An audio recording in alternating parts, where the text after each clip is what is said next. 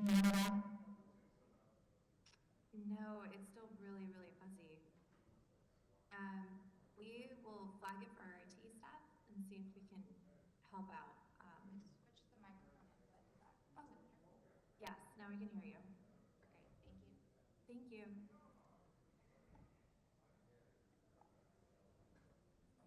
Good morning, Representative Muser. Can you hear me? Yes, I can hear you. Thank you. Perfect, thank you. It's okay.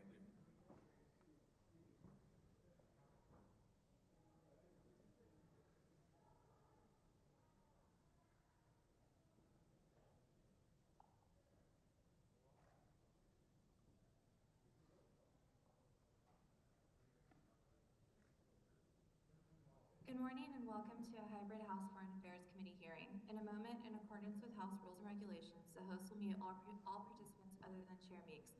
All participants are asked to keep themselves muted when not actively engaging in the discussion, which should help limit echoes or other disruptions. In instances in which members yield back or otherwise conclude their turn speaking but do not remember to remute themselves, the host will do so to limit inadvertent background audio. Members and witnesses are responsible for muting themselves anytime they wish to be heard. It may take a few seconds for your microphone to unmute, so please keep that in mind when speaking. The timekeeper will monitor the time for this hearing. If you're joining virtually, you can view the timer by switching your personal view in the upper right corner of your screen to grid view. You can then pin the timer by right-clicking or hovering your cursor over the timer and pressing the thumbtack icon. For submission of documents during this hearing, please email hvac.repository@mail.house.gov or have your staff reach out to the full committee. Members joining virtually must have their video on to be recognized, and we ask that all participants remain muted when they are not speaking. With that, Chair Meeks, please count down from 5 and pause so the system recognizes your video, and we are ready to begin. 5, 4, 3, 2, 1. The Committee on Foreign Affairs will come to order. Without objection, the Chair is authorized to declare a recess of the committee at any point, and all members will have 5 days to submit statements, extraneous material, and questions for the record, subject to the length limitation in the rules.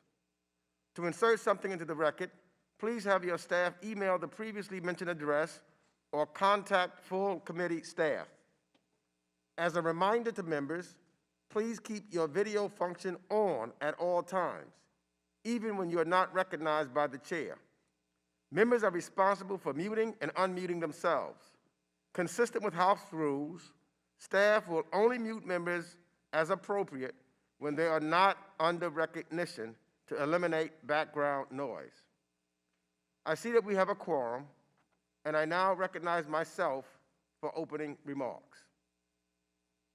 Let me say good morning to everyone and welcome Special Envoy John Kerry to today's committee hearing entitled Driving a Global Response to Climate Action. Last month's Leaders Summit on Climate, the first summit for the Biden administration, was another strong signal to the world that the U.S. is back after years of costly absence. And the stakes could not be higher. Although the threats sometimes seem distant, we cannot turn back the clock. This is especially true of climate change, where we have lost precious time in responding to a mounting crisis. Even if we achieve our ambitious goal of keeping 1.5% warming within reach, our children will still have to learn to live on a dramatically changed planet. Many will have to move from uninhabitable land, if they can. Others, who are not so lucky, must endure more frequent and severe weather events, fires, drought, and pollution, which have become the new perilous norm. But yet, I remain an optimist. The Biden administration committed to drastically reduce U.S. emissions by 2030. Now, certainly this is ambitious, but ambition is what we need right now. We welcome the British pledge to ban non-electric vehicles by 2030, which sparked similar plans in at least 16 other countries and several U.S. states. And on the global level, we saw China set long-needed targets on coal. Brazil pledged to end deforestation by 2030. Argentina and others committed to deploy more renewables. Japan, South Korea, and Canada made more ambitious pledges than those in Paris. Now, as a believer in the science behind climate change, as well as the benefits of trade, investment, and American ingenuity in the face of competition, what I see is opportunity. A well-defined plan on climate action will create high-paying, good jobs for the American people. And our committee will play its crucial role in getting us there. We are exploring legislative options that will support innovative approaches with civil society and the private sector. And as chair, I fully support efforts to galvanize climate action in the lead up to the Glasgow and beyond. It's not just about summit diplomacy and commitments on paper, it's about paving the road to Glasgow and follow through beyond. There remain obvious hurdles in achieving the necessary collective action, however. Yes, we have worked with strategic competitors like China and Russia, but we also have to hold them accountable. And yes, they will require investment in developing countries. And yes, it will involve helping our neighbors, as good neighbors do. What do we do as leaders on the global stage to tackle this problem?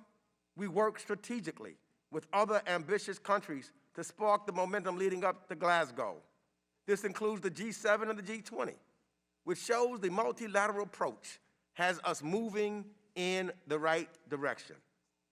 We must also empower the U.S. government, including through the International Development Finance Corporation, to have global reach assisting all countries, including all those in the Caribbean, Eastern Europe, and Africa, to have access to needed financing and investment opportunities.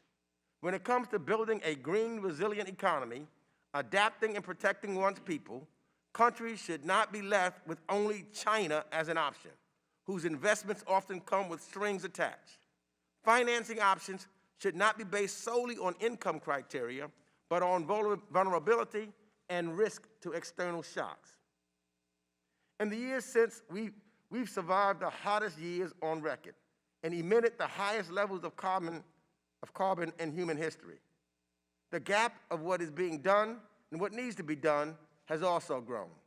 And I think of the words of John F. Kennedy, Jr., who said, "Every accomplishment starts with a decision to try." So I pledge not only to try as the chairman of this committee, but demand that we do our best to save this planet. With that, I'll turn to my good friend and the ranking member of this committee, Mr. McCall, for his opening statement. Thank you, Mr. Chairman, for holding today's hearing, and I want to welcome you, Secretary Kerry, back to the Hill. It's good to see you. I believe the climate is changing, and we must take steps to address it. However, the answer is not the Paris Agreement in its current form. The People's Republic of China is the world's leading greenhouse gas emitter and is responsible for almost 30% of global emissions. Yet the Paris Agreement does the bare minimum to hold the PRC accountable while allowing them to continue increasing their emissions until 2030. At the same time, it disproportionately penalizes American workers and American industries, even though the PRC emits over twice as much carbon dioxide as the United States. And Mr. Secretary, I understand you've got a big challenge ahead of you, and we had a good visit on this issue. But I just don't see how we can truly make an impact if China isn't held to the same standards as the United States. Last year alone, the Chinese Communist Party brought more than 3 times as many new coal-powered plants online in the PRC as the rest of the world combined. And they aren't just polluting at home. Beijing is exporting coal-fired power plants throughout the developing world through their Belt and Road initiative. In fact, the CCP is the biggest financer of coal plants in the world. It's clear the Chinese Communist Party doesn't care about the environment. They have proven time and again they cannot be trusted and are not a reliable partner in addressing climate change. That's why I've worked with Representatives Graves and McMorris Rogers to introduce the Paris Transparency and Accountability Act. Our bill acknowledges that it's vital we renegotiate the Paris Agreement to create a level playing field, and it calls for this new agreement to be submitted for Senate approval. Any comprehensive agreement that will significantly impact American jobs and the American economy deserves that much. Our bill would also ensure there is sufficient oversight of the committees and commitments the President makes on behalf of the American people under the agreement, and it makes certain those commitments don't jeopardize our national security or our competitiveness. Like you, Secretary Kerry, I'm a father, and I care about the world we are leaving behind for our children and our grandchildren, and we have that in common. Yet after the United States finally achieved energy independence in oil and natural gas, we now appear to be tying our future energy needs to the CCP-dominated supply chains, such as solar panels and electric batteries. If we truly want to reduce emissions, we must keep all these options on the table. That also means investing in renewable energy, but it also means expanding our nuclear energy capabilities, including, as you and I talked about, the development of small modular reactors with zero carbon emissions. And it means utilizing fossil fuels with a smaller environmental impact. For example, LNG from my home state of Texas has significantly lower life cycle emissions than coal or Russian piped gas. The United States has been a leader in addressing climate risks through innovation and technology. Now more than ever, we need to take advantage of our strengths, which have enabled us to become energy independent. So Secretary Kerry, I look forward to hearing your thoughts on what steps can be taken to address climate risks in a responsible way that also protects American interest and jobs.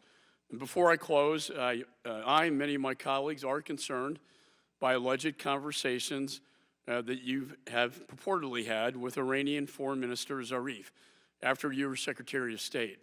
Iran is the world's largest state sponsor of terror and one of our biggest adversaries. I hope you will address these allegations today before Congress, and I hope you'll reassure this committee that classified or sensitive information was not shared with Iranian officials when you were either Secretary of State or after you left your post. Again, thank you for being here today, and Mr. Chairman, I yield back. Thank you, Mr. McCall. Now I'll introduce our witness. On January 20th, 2021, John F. Kerry was sworn in as the nation's first special presidential envoy for climate, where he leads the United States international efforts to address climate change. In recent years, Special Envoy Kerry was the Carnegie Endowment for International Peace's first ever visiting distinguished statesman, following his 4 years as the 68th United States Secretary of the State. In that capacity, he was a critical part of the successful negotiations in the Paris Climate Agreement. From 1985 to 2013, he served as a United States Senator representing Massachusetts and was the chairman of the Senate Foreign Relations Committee from 2009 to 2013. Secretary Kerry served in the United States Navy, completing 2 combat tours of duty in Vietnam, for which he received a Silver Star, a Bronze Star, and with Combat 5, and 3 Purple Hearts. He received his undergraduate degree from Yale University and his law degree from Boston College Law School. Most importantly, he's an American patriot, a patriot and a close friend of mine. And I welcome Secretary John Kerry. So without objection, the witness's prepared testimony will be made part of the record, and I now recognize the Honorable John Kerry. Well, Mr. Chairman, Ranking Member McCall, distinguished members of the committee, it's a great privilege for me to be able to be here. Pleasure to testify to you today. And I look forward to answering your questions and having hopefully a really good dialogue on the subject of this climate crisis that we all face, and also explaining President Biden's climate agenda. Ranking Member, I expect to have opportunity. I will address your questions, and I particularly look forward to talking with you about the Paris Agreement and China, and I think hopefully there'll be a lot of discussion here about China today. But during the campaign, President Biden identified climate crisis as one of the 4 historic crises facing our country, alongside COVID-19, the economic crisis, and the racial divisions in our country. And I think, personally, I think he was right to do so. Everywhere around the United States and around the world, we are all living with the mounting costs, present-day costs, of global warming and of a more volatile climate. 2020 set a new record, U.S. record, of 22 weather and climate disasters costing over $1 billion each. Last year's tally of 22 hurricanes, floods, droughts, and wildfires shattered the previous annual record of 16 such events. And that was set only 4 years ago. So these natural disasters have cost the United States, our taxpayers, more than $1.79 trillion since 1980. The 2020 U.S. wildfire season burned more than 10 million acres, an area greater than the state of Maryland. We saw 5 of the 6 biggest wildfires in California's history last year, as well as the single largest wildfire in Colorado's history.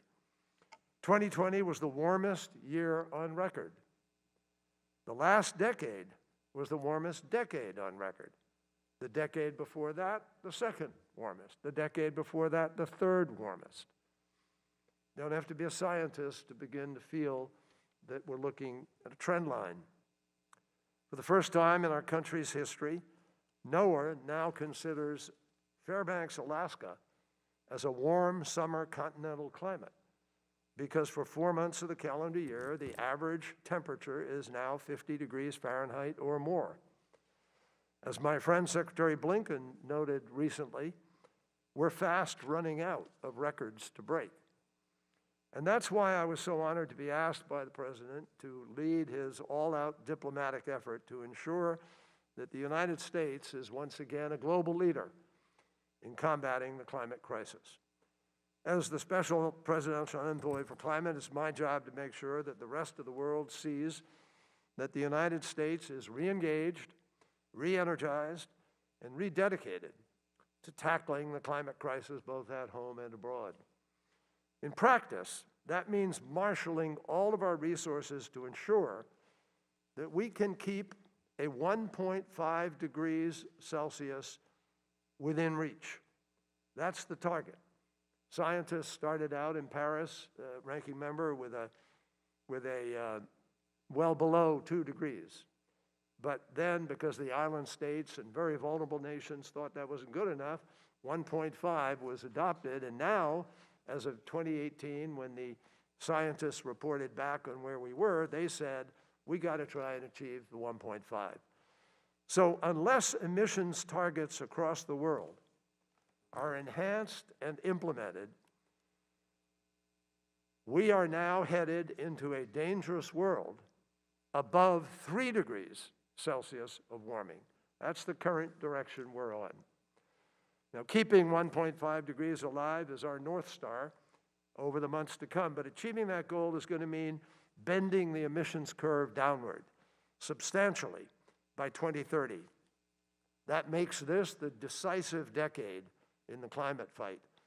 And at home, that will entail an all-of-government effort, an interagency effort to which my colleagues across the administration are now fully dedicated, including my good friend from Massachusetts, the National Climate Advisor, Gina McCarthy.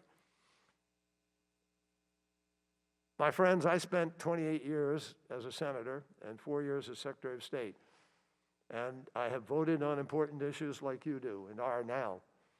I just share with you from an imperative sort of analysis here, these stakes could not be more serious for us, not just in terms of damage and problems, but in terms of economic possibilities, the race, if you will. Who's in the race and who isn't, and what technologies are going to define the future. The United States is contributing a declining share of global annual emissions.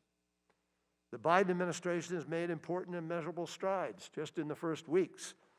At the President's landmark 100 Days Plus Climate Leaders Summit on April 22nd and 23rd, we put forward a very strong 2030 emission reduction target alongside ambitious new targets, which we worked on with Canada, with Japan, with the EU in order to implement a stronger 2030 goal.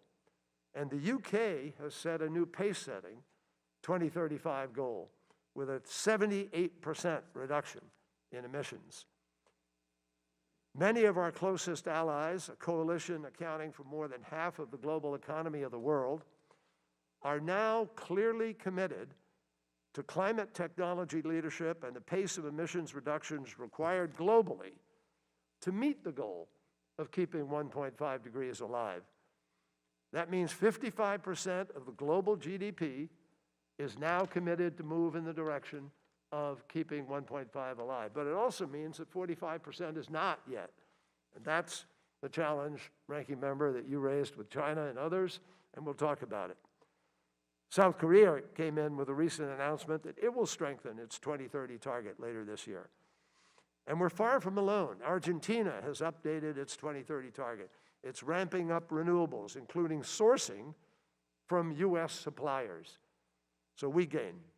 South Africa moved forward with peaking, with setting a new peaking year, moving a full decade forward to 2025.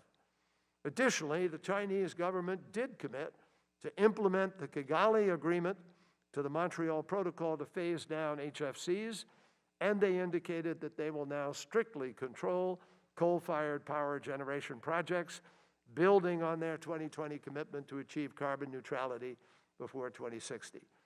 So there's much more to be done in China and elsewhere.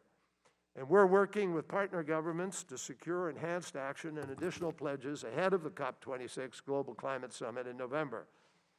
But my friends, this represents what I've described is actually the result of a pretty serious sprint that we've been engaged in since January 20th, when I came into this job and the president issued his executive orders a day later. Now, I know that today's hearing is focused on our efforts abroad, but I also know that every member here is deeply concerned with our economic health and prosperity here at home. The fact is, addressing the climate crisis is integrally related to our economic recovery here in the U.S. It's a huge opportunity for jobs, for new technology, for our communities. Yes, there's a transition involved in some of that, but we've been through transitions before as a nation. And just as America led the world in the Industrial Revolution, just as we led the technological revolution, we can and will lead the energy revolution. And just as we developed the light bulb and the airplane, and just as we developed the internet and vaccines and went to the moon, we can and will develop the battery storage technologies, the direct air capture technologies, the green hydrogen, the smart grid technologies that will change the world and stave off the catastrophic impacts of the climate crisis. There are tough choices in politics. We all know that. But this is not one of them. Because in addressing the climate crisis, we are actually taking advantage of the greatest economic opportunity the world has ever known. Before the pandemic, 2 of the 3 fastest growing jobs in the country were wind turbine technicians and solar photovoltaic installers. From 2017 to 2020, clean energy jobs grew by an average of 6% each year, faster than fossil fuels and the rest of the energy economy, and about twice the pace of the U.S. economy as a whole. We now have more Americans working in clean energy, 3 million, than we have bankers or middle and elementary school teachers, and clean energy jobs outnumber fossil fuel jobs in the U.S. 3 to 1. And it's broad-based. Clean energy jobs outnumber fossil fuel jobs in 81% of rural counties. So there's an even bigger growth opportunity for the U.S. in the years to come. In 2020, global investment in clean technologies crossed the $500 billion mark. And the International Energy Agency predicts that clean energy investment could triple during this decade. Solar and wind investment is forecasted to be 5 times larger than that for coal or for gas-fired power plants through 2050. That's 30 more years. It'll be 5 times higher. Similarly, the size of the global electric vehicle fleet is expected to jump to 116 million in 2030, up from only 8.5 million in 2020. Jobs and dollar figures alone don't tell the whole story. We're also seeing that clean energy can power our homes and businesses. For a period on April 24th in California, California's electrical grid was powered, California obviously being the size of, it's what, the 6th largest nation in the world. Well, on April 24th, its electrical grid was powered by 95% energy, renewable energy, without any loss in reliability or supply. Countries as diverse as Denmark, Ethiopia, and Slovakia now all power 80% or more of their grids with emissions-free generation. We've seen markets moving inexorably in the direction of clean energy and low-carbon solutions. Ahead of the summit, 6 leading United States banks pledged to mobilize $4.15 trillion of low-carbon capital by 2030. That's over the next 10 years, $4.15 trillion spent in investment. America's 3 largest U.S. asset managers also announced that $19 trillion in assets that they manage will be moved to low-carbon investments by 2050. American automakers are positioning to lead the global electric vehicle revolution. The transformation I'm talking about is not a future projection. It's happening here and now. It's a reality as we speak. The trajectory towards the new energy economy is now unmistakable in so many sectors. As we saw over the last 4 years, much of that movement is irrespective of federal action. It's not the government saying, go do this. The marketplace is moving in that direction. And so dollars are rapidly draining away from investments that don't fit squarely within that crucial 1.5 degree pathway, which in boards of directors all across our country, the boardrooms of our biggest corporations, they are talking about ESG, environment, social, and governance, and its requirements. They're talking about sustainable development goals, and they are setting their own goals in order to set investment on a different track. So members of the committee, there is already so much progress being made. There is much more work still ahead. And as we move towards the COP26 Global Summit in Scotland this November, we are clear-eyed about the bold goals that we have set for ourselves. Our engagement is designed to help build out opportunities for our country. President Biden knows how important it is for the United States to join with nations around the world to meet the challenge of the climate crisis. I served here, as I mentioned earlier, on Capitol Hill for 28 years. I've always had respect for the oversight role of Congress, and I've already had several productive exchanges with members of the committee, and I look forward to continuing those discussions in the months ahead.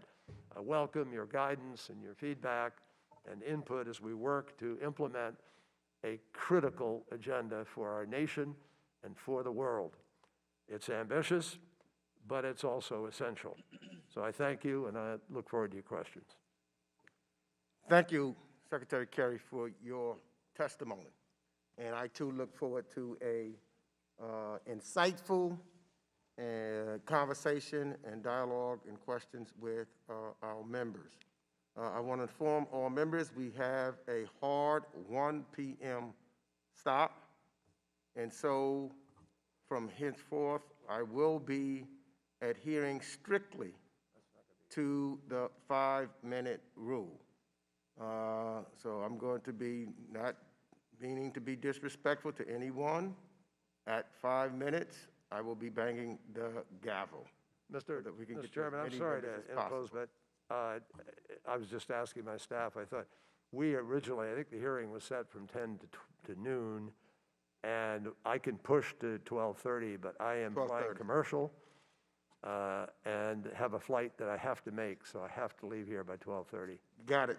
Well, my information have been corrected, so we have an even harder 12:30. I will be very mindful of the 5-minute rule to get as many members to ask their questions as possible. I'll recognize members by committee seniority, alternating between Democrats and Republicans. If you miss your turn, please let our staff know and we will come back to you. If you seek recognition, you must unmute your microphone and address the chair verbally and identify yourself so that we know who is speaking. I will start by recognizing myself for 5 minutes.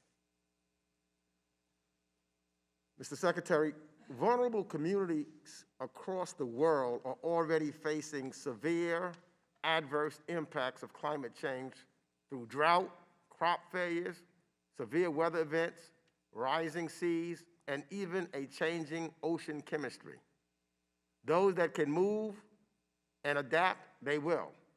However, historically marginalized communities will likely face the brunt of the impact in the incoming years. So my question to you is, how can we ensure that global efforts to combat climate change don't neglect these communities? We are trying, Mr. Chairman, to pay very, very close attention. We started at the summit, and I'll tell you why. I remember in Paris, in that negotiation where I was privileged to lead our team, in the lead up to Paris, there was not enough dialogue with marginalized countries, less developed countries, people who suffer the greatest problems. There are about 138 nations on the planet, all of whom are they're a fraction of 1% of emissions. I mean, within fractions. But they are the ones suffering the greatest consequences. I have been on the phone in the last weeks with the president of the Marshall Islands, the president of Fiji, the prime minister of Fiji, others. They're facing not just adaptation and resilience, they may have to move altogether. Those nations, most likely, some of them are facing extinction, and it's existential for them.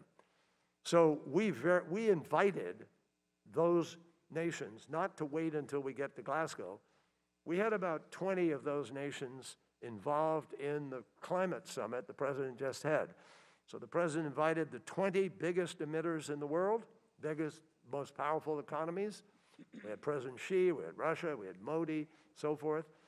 But he also invited Bangladesh and the Marshall Islands and small entities, because we wanted to hear from people about this demand for adaptation and mitigation. Now, we depend on you. Congress will decide what it's willing to appropriate for this task.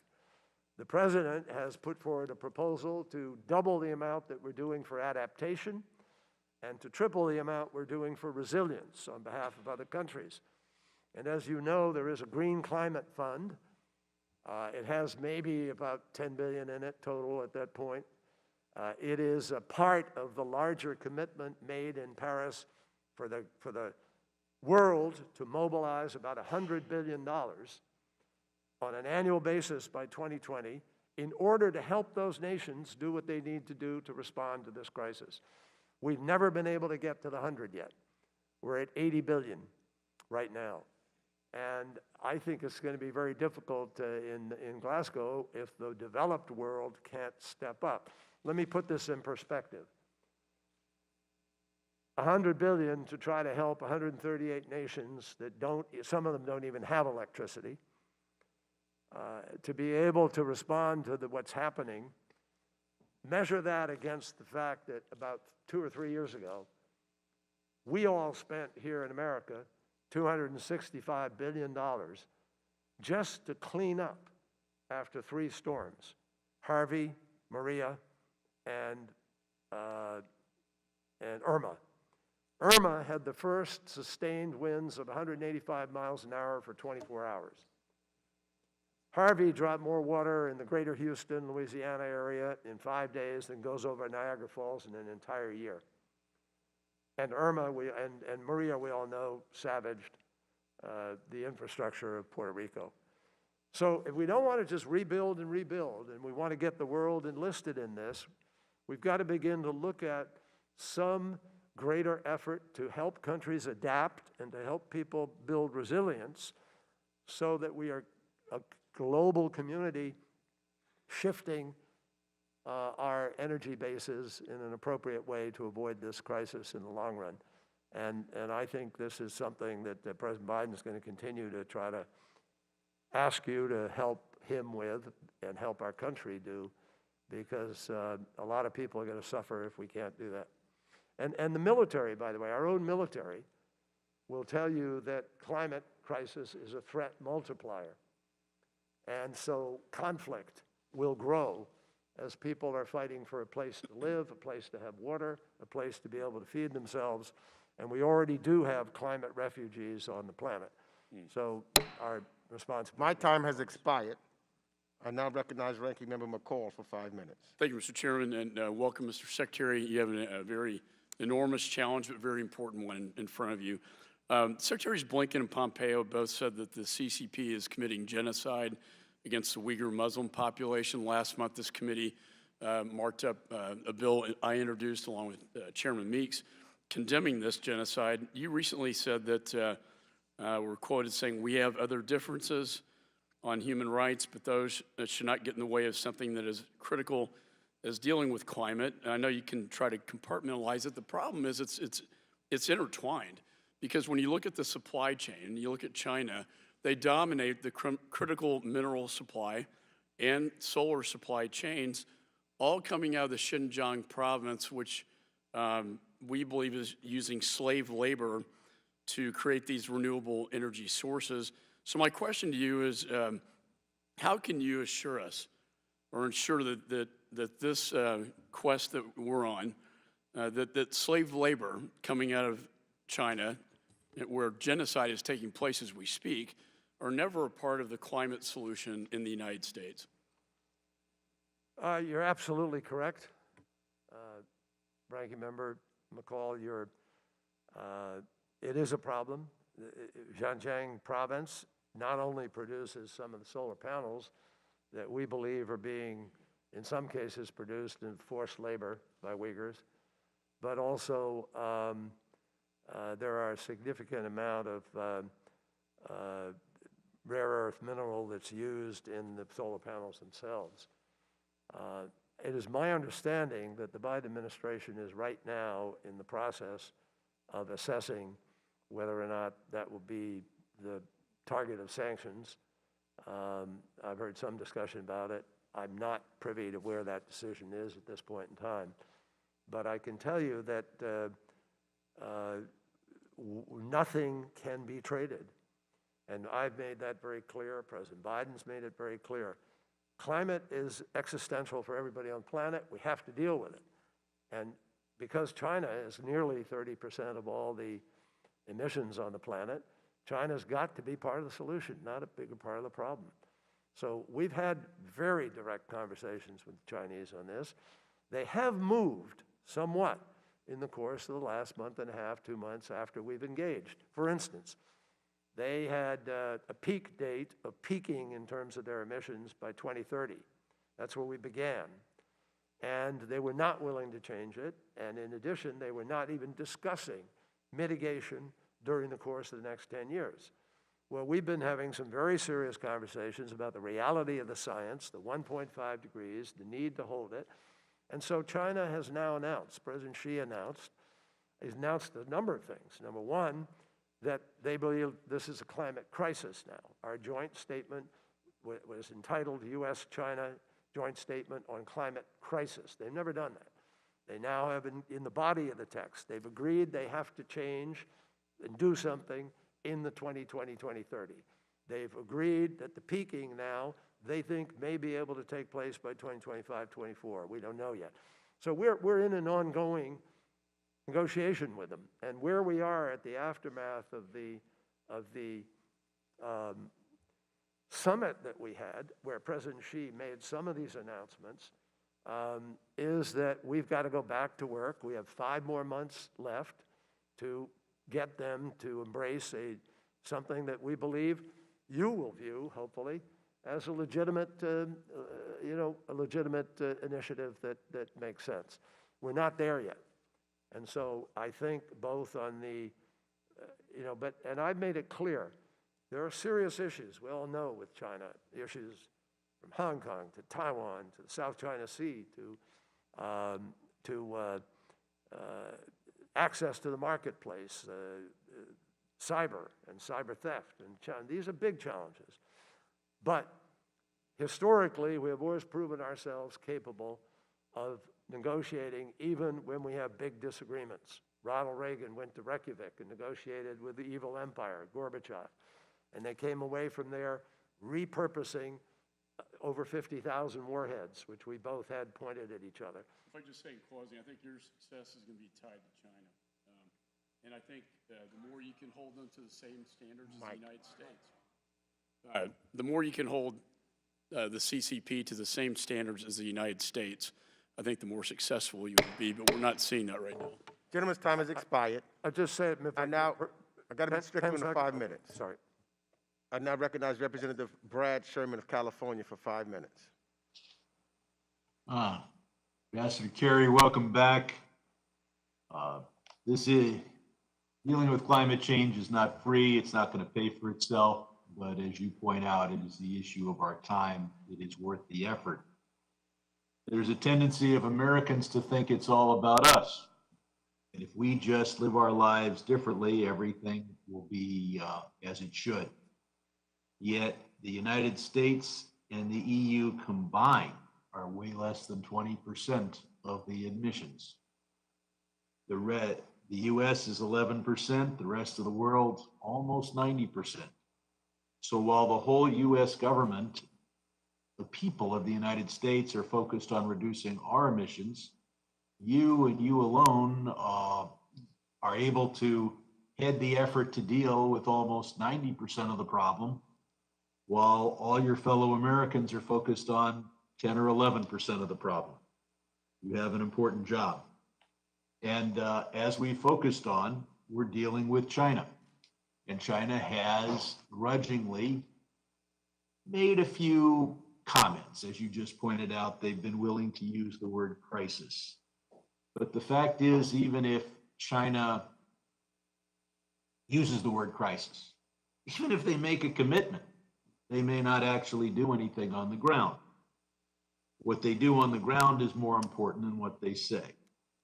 And every week they build a new large coal-fired power plant, week after week. And when you build this plant, it's not with the intention that they're going to decommission it 5 or 10 years after they put it online. As others have pointed out, they're also financing coal-fired power plants around the world. You are a very good diplomat. You're very persuasive. But all you have in your toolbox is a chance to appeal to the conscience of a regime that Ranking Member McCall has described as genocidal, a regime that puts its own people by the millions in concentration camps. And we have given you the job of appealing to their better nature, appealing to their conscience and getting them to spend hundreds of billions of dollars in order to help their fellow human beings. So my question is, would you be in a stronger position if we were threatening, gave you the power to impose an additional 10% tariff on all goods coming into the United States from China, and of course work with our allies to do the same thing? Right now, our total average tariff on goods coming from China is less than 10%, just a bit less than 10%. And it occurs to me that you may, through great diplomacy, be able to get a genocidal and conscience-free regime to make a statement or two, but to actually get them to stop building a coal-fired power plant every year, you may need more arrows in your quiver. Well, Congressman, thank you for the question. The fact is that Europe is considering a border adjustment mechanism, and this is a mechanism which President Biden has also asked us to evaluate as a means of placing an additional cost on the cost of goods that come from places that are not responsible in what they're doing or how they're being produced. Now, no decision has been made about deploying that or doing it, but I think Congress looking at this would be a very important analysis, an important undertaking, and sort of look at the dynamics of this. But let me share with all of you, if I can. In this negotiating process, I learned over the years, both negotiating in the Senate and here in Congress, but more importantly with other countries, and especially in the Iran nuclear agreement. Ronald Reagan had a saying, trust but verify.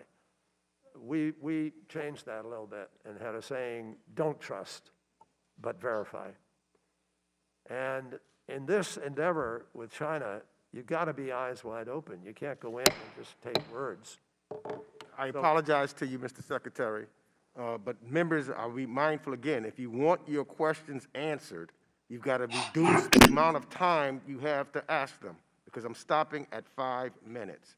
I now recognize Representative Chris Smith of New Jersey, who's the ranking member of the Subcommittee on Africa, Global Health, and Global Human Rights, for 5 minutes. Thank you very much, Mr. Chairman, and Mr. Secretary, welcome to the committee. As you know, under President Xi Jinping, human rights abuse throughout China has significantly worsened, including the pervasive use of torture, religious persecution, human trafficking, and genocide against Muslim Uyghurs. Paper promises made by Beijing, as you know as well, are simply not kept. Broken promises are the rule, not the exception under Xi, and the people of Hong Kong are suffering as we speak because of it. As you know, Xi Jinping has completely reneged on the promises made in the '84 Sino-British Joint Declaration that facilitated the conveyance of Hong Kong from the UK to China, beginning on July 1st, 1997, that autonomy, human rights, including press, assembly, association, religion, would be exactly the same as before the handover for at least 50 years. Xi Jinping has completely reneged on promises made in the Basic Law of Hong Kong, adopted by the China People's Congress in 1990, before the give back, that autonomy, human rights, and adherence to the rule of law would be protected. The Chinese Communist Party, again, as you know, has not been truthful concerning the origin of COVID-19. The CCP tells lies concerning the genocide against the Uyghurs and continues to blatantly violate its WTO obligations, UN sanctions on North Korea, and so much more. So 2 questions. Did you raise, during your trip with leaders of the Chinese Communist Party, did you raise human rights in general? Did you ask them to stop the genocide against the Uyghurs and the brutal suppression of Hong Kong and other massive acts of cruelty? And if you did, how did they respond? And secondly, given the Chinese Communist Party's massive unwillingness to honor its word, do you believe the CCP will honor its word on climate? Mr. Secretary? Of course, I have always raised the issue of human rights. In every conversation I ever had as secretary, anywhere I was, we raised that issue. But on this trip as well, Mr. Secretary? Yeah, but I'm just about to get to it. And this trip, I raised it with the Chinese officials, not the climate folks, because the climate emissary for China, Xie Zhenhua, has been their special envoy on climate for about 20 years. And, we could casually talk about it, but he doesn't have any input or capacity to do anything on it. But I've raised it at the highest level with officials in China, and they deny certain things that we allege, obviously, and move on. It's a wall of different attitude about what they're willing to acknowledge and not acknowledge. Clearly, we have a very different perception of what's happening, for instance, in Xinjiang than they are willing to acknowledge. So a decision has to be made, whether by Congress or the administration, how we will respond to that. And you have legislation, Ranking Member McCall, and maybe that's the way it's going to be responded to. That's not my lane. My lane is very specifically to try to get the Chinese to move to do what we need to do with respect to climate itself. And I'll just point out something to everybody on the committee. China is already the leading producer in the world of solar panels, wind turbines, electric vehicles, and lithium-ion batteries. They produce 72% of all the solar panels globally in 2019. That's up from the last year when they were at 67%. U.S. companies only produced a very minor amount compared to that. So, Mr. Secretary, I know the chairman will have to cut me off and everybody else with 5 minutes, but do you believe that they will honor their word on this issue of climate? as I said earlier, it's don't trust and verify. You have to set up a structure where you're doing things which you can see happening and you can measure. And that's what's critical here. This is not a question of relying on somebody's word. But I do want to share with you, and I wanted to share this a moment ago in answer to the prior question. Let me just share with you what was published in an internal meeting of President Xi with the Communist Party members about a week and a half ago. And this is new. Quote, President Xi, China will make cutting emissions a focus of its ecological strategy in the next 5 years. President Xi Jinping said, he vowed is used, to cut off projects which consume a lot of energy and can't meet environmental standards. And he talked about moving away from coal and how they're going to do it. Now, we're going to have to check on that. The gentleman's time has expired. I'd rather have those words than not have them. And now we get into the verification. The gentleman's time has expired. I now recognize Representative Albio Sierras of New Jersey, who's the chair of the Subcommittee on the Western Hemisphere, Civilian Security, Migration, and International Economic Policy for 5 minutes. Mr. Secretary, thank you for being here. During President Biden's Leaders Summit on Climate, Brazil pledged to achieve net zero emissions by 2050 and eliminate illegal deforestation by 2030. One day after making this pledge, President Bolsonaro approved a 24% cut to the environmental budget for 2021. What should the U.S. policy towards the Brazilian Amazon consist of, and how can we address the consistent lack of adequate spending on environmental regulations by the current government in Brazil? It's a terrific question, and the answer is we're trying to set up a new structure of verification and accountability. Promises have been made in the past. Brazil actually did quite well between 2004 and 2012. Deforestation was making they were making progress in stopping it, but in 2012 to 2020, Amazon reached a 12-year high in the level of deforestation. And unfortunately, the Bolsonaro regime had rolled back some of the environmental enforcement. We've had this conversation. They say they are committed now to raise the budget, and they are going to put together a new structure. We are willing to talk to them, not with any blinders on, but with an understanding of where we've been. But if we don't talk to them, you're guaranteed that that forest is going to disappear. And scientists are telling us today that the level of cutting of the forest is so significant that there's the possibility you've reached a tipping point already in the ability of the forest to remain a rainforest. In fact, a week ago, there was an article saying that the Amazon is now releasing more carbon than it is consuming. So we've already, something's going on. So we need to figure that out. The bottom line is we're going to engage in order to try to find out what is possible. And we'll report back to you. I assure you, before we wind up going to Glasgow, we'll have a better sense of where we are in the next months. Thank you. And going to the Northern Triangle, the dry corridor of Central America has been experiencing years of severe drought and floods, made much worse by the climate crisis. These impacts are destroying livelihood across Guatemala, Honduras, and El Salvador, and pushing people to migrate to the U.S. out of desperation. Are we planning to deal with this in this Northern Triangle, these countries, to stop this push north because of the severe drought in the area? I hope we are.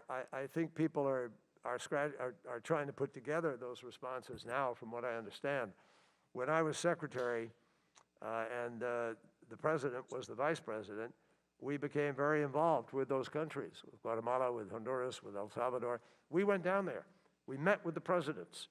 And we tried to, because we also saw the connection of what was happening with their dislocation and then the pressure on the border of the United States.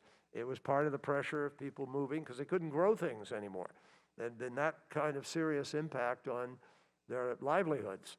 So what we're doing now is trying to figure out what, back then, we put some money on the table.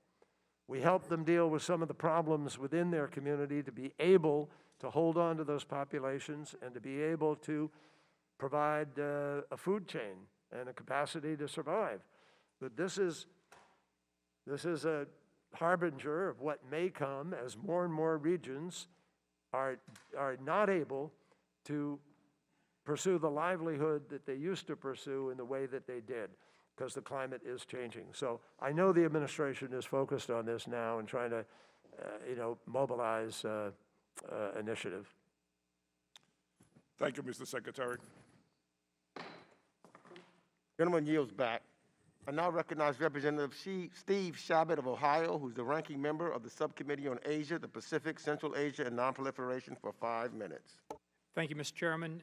Mr. Secretary, as has already been stated, the PRC is one of the worst actors on the world scene, whether we're talking about stealing $500 billion of our intellectual property every year, or employing unfair trade practices that undermine our economy and destroy American jobs, or conducting massive military buildup, or using aggressive bullying tactics against Japan, Taiwan, Philippines, India, Australia, Vietnam, and others. In fact, if you read an article in the Wall Street Journal this morning, you can even add Sweden to that list, not to mention the atrocities against the Uyghurs, Tibetans, Falun Gong, the crackdown on Hong Kong, and a variety of other behaviors aimed at reorienting the world to revolve around Beijing. Indeed, when he testified in March, Secretary Blinken said that confronting this menace is the biggest geopolitical test of the 21st century. Now, I know you're focused on climate, but the American people deserve to know where this administration's priorities really are. Is it climate change that's the top priority for this administration, or is it confronting a more and more aggressive Chinese Communist Party? I know you'll probably say something along the lines that we can walk and chew gum at the same time, and I get that. But when push comes to shove, and the president has to either play nice with China to get them to cooperate on climate change, or confront them on their latest attempt at stealing American jobs, or bullying an ally, or committing genocide, what's it going to be, Mr. Secretary, in your opinion? It has to be all of the above. There's no choice. This is not an either-or, and the president doesn't see it as either-or. The best way the United States of America, frankly, can aggregate our efforts to deal with these many different legitimate concerns about China's behavior is for us to be strong. The stronger the United States is, you're going to address more of these issues. And by stronger, I mean one of the things that I overheard years ago was the new narrative that's coming out of China about how this century is the century of China, and the United States is in decline, and the West is in decline, and the liberal order of the West is in decline, and that they can't make decisions, and they can't pass budgets, and they don't get anything done. They're not investing in their country. I have heard this out there. And I just have to tell you that the best thing we could do is be more competitive. When I say 73% of these items are being built in China and sold around the world, they're cornering the market on that. Why aren't we? What has happened to us that we're not the country that's pushing the curve on the technology, on the R&D? Now, that's what President Biden has put forward. Thank you, Mr. choice we Secretary. have. The chair's been, he's been pretty strict with our time, and I'm running out of time, so I want to get one more question in if I Sure. could. And I commend Sorry him to- for being strict with all of us. No, fine. When you signed the Paris Agreement and praised China for participating, China at that time emitted about 20% of the total global emissions. Now they've gone up to 27%. And even though the previous administration had pulled us out, we've been going down. And in fact, since 2005, we've gone down, I believe it's 4 billion tons, a billion tons, and they've gone up 4 billion tons. So they're going in just the wrong direction, and we're going in the right direction. And I think the United States should be commended for that. But as some of the other members have indicated, even if we reach an agreement with the PRC on this, in light of the fact that they pretty much break every international agreement that they make, why should we trust them? And I know we say trust and verify, but there's a lot of skepticism on not only by this committee, I think, but the American people for good reason overall. So in the short time that I've got left, could you address that lack of trust to the PRC as to whether they'll follow up and agree to this? Well, obviously, the lack of trust is real. I mean, they don't trust us, and we don't trust them. And we have to find a way forward in the midst of that because we have a global crisis that can't be solved by any one. Gentleman's time has expired. I now recognize Representative Jerry Connolly of Virginia, who's the president of the Nato Parliamentary Assembly, for 5 minutes. Thank you, Mr. Chairman, and thank you for holding this hearing, and welcome back, Mr. Secretary, to the House Foreign Affairs Committee. And thank you for addressing the Sustainable Energy and Environmental Caucus last week. Really appreciated your presentation. I wonder if you could talk a little bit about the engagement with our alliance, the North Atlantic Alliance's membership especially. Secretary General of NATO, Jens Stoltenberg, Council of Norway has visited Svalbard, has seen firsthand the effects in the Arctic of climate change, the retreat of glaciers, the opening up of the Arctic waterways to additional shipping and exploitation of natural resources. How, especially with the alliance, can we anchor a commitment to reversing climate change, addressing climate change with the alliance specifically, and how did those conversations go when you met with the European Council and other allied members in Europe? Thank you, Jerry. Jens Stoltenberg, the head of NATO, is deeply committed on the climate issue, and he is also very seized by the reality that this is a defense security issue. And he together with Secretary Austin, General Austin, also, and General Milley, are both seized by the notion that they have serious challenges within the military to deal with respect to readiness, deployment, conflict. There are a lot of demands that are falling on the military.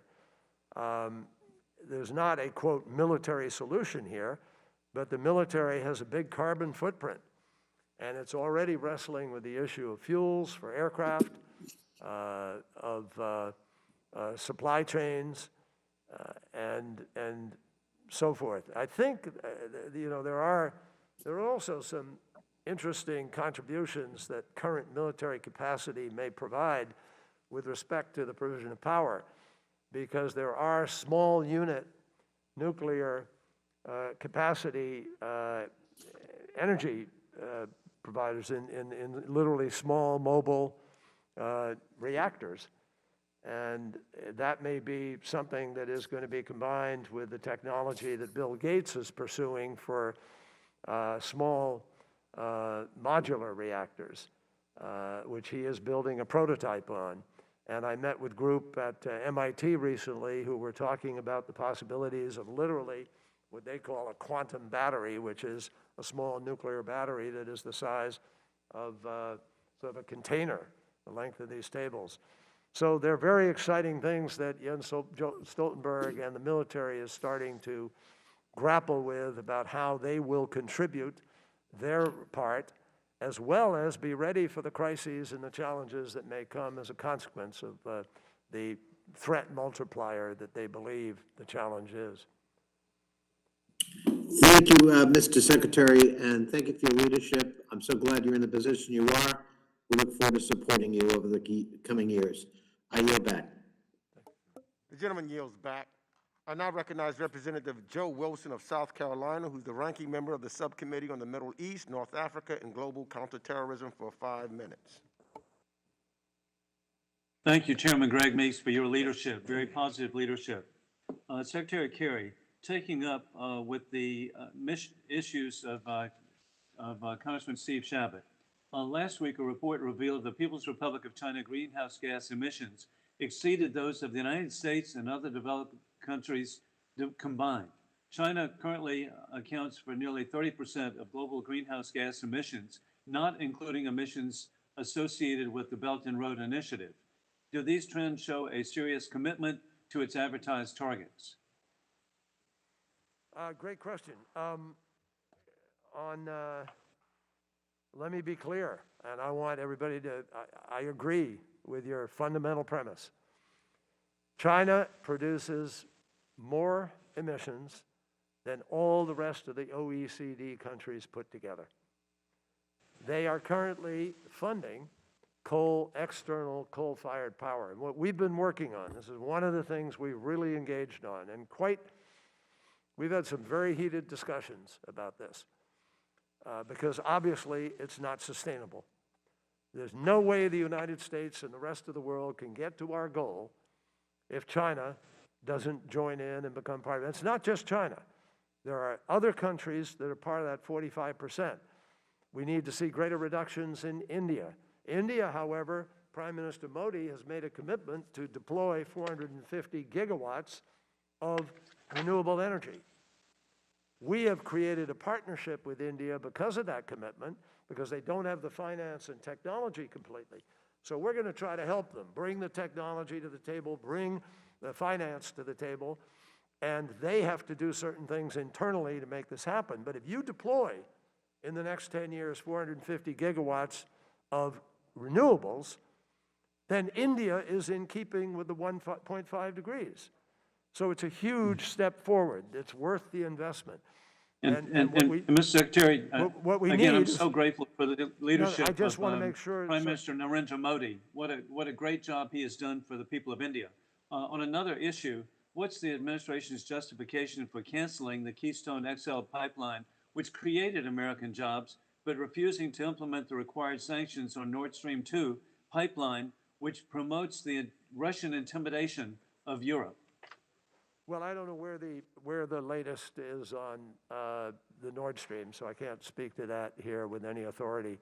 What I can tell you is that on the Keystone, the administration is trying to put teeth in its words and its commitment to the climate crisis. We do not need to be building that additional infrastructure at this moment when we have other options which are readily available to us for how we supply and what we supply. We need to do a greater build out of alternative renewable in this country. But Mr. Secretary, this destroys jobs in the district I represent. The tires that are used for at Fort McMurray, Alberta, Canada, are made in South Carolina. And so you're destroying jobs all over the United States of what had been an achievement, and that is energy independence, and that needs to be promoted. And so I deeply regret. And then Nord Stream 2, what that does to Europe is just so sad for the people of our allies across Europe. Thank you very much, and I yield back. Congressman, Would the gentleman yield? could I just use a little bit of time? The time belongs to Mr. Wilson. There's a request. I yield. I thank you, Mr. Chairman. I apologize. I didn't mean to cut you off. If we can both talk. Go ahead, Mr. Secretary. No, I was just going to say that we oppose Nord Stream, as I think you know. The Obama administration, myself, we were involved in those discussions, and notwithstanding, they went forward, and you know what the state of play is right now. But I just very quickly say to you, we should not be leaving people behind, and that's President Biden's code here. He does not believe that doing this transition has to be massive job loss. Well, and Mr. Secretary, quickly on behalf of the member I yielded, the cancellation of this pipeline in the United States does not change the amount of oil. It does change how that oil is coming through. Isn't it true that pipelines are more carbon delivery efficient than trains or trucks or other forms of delivery? If you could answer just that limited question. Yeah, that is true. I think that is true. But it doesn't mean you necessarily want to be adding another line when there are other alternatives. But is it better than train and better than not? Yes, it is. Thank you. My judgment. Thank you, Mr. Secretary. Gentleman's time has expired. I now recognize Representative Ted Deutsch of Florida, who's the chair of the Subcommittee on the Middle East, North Africa, and Global Counterterrorism, for 5 minutes.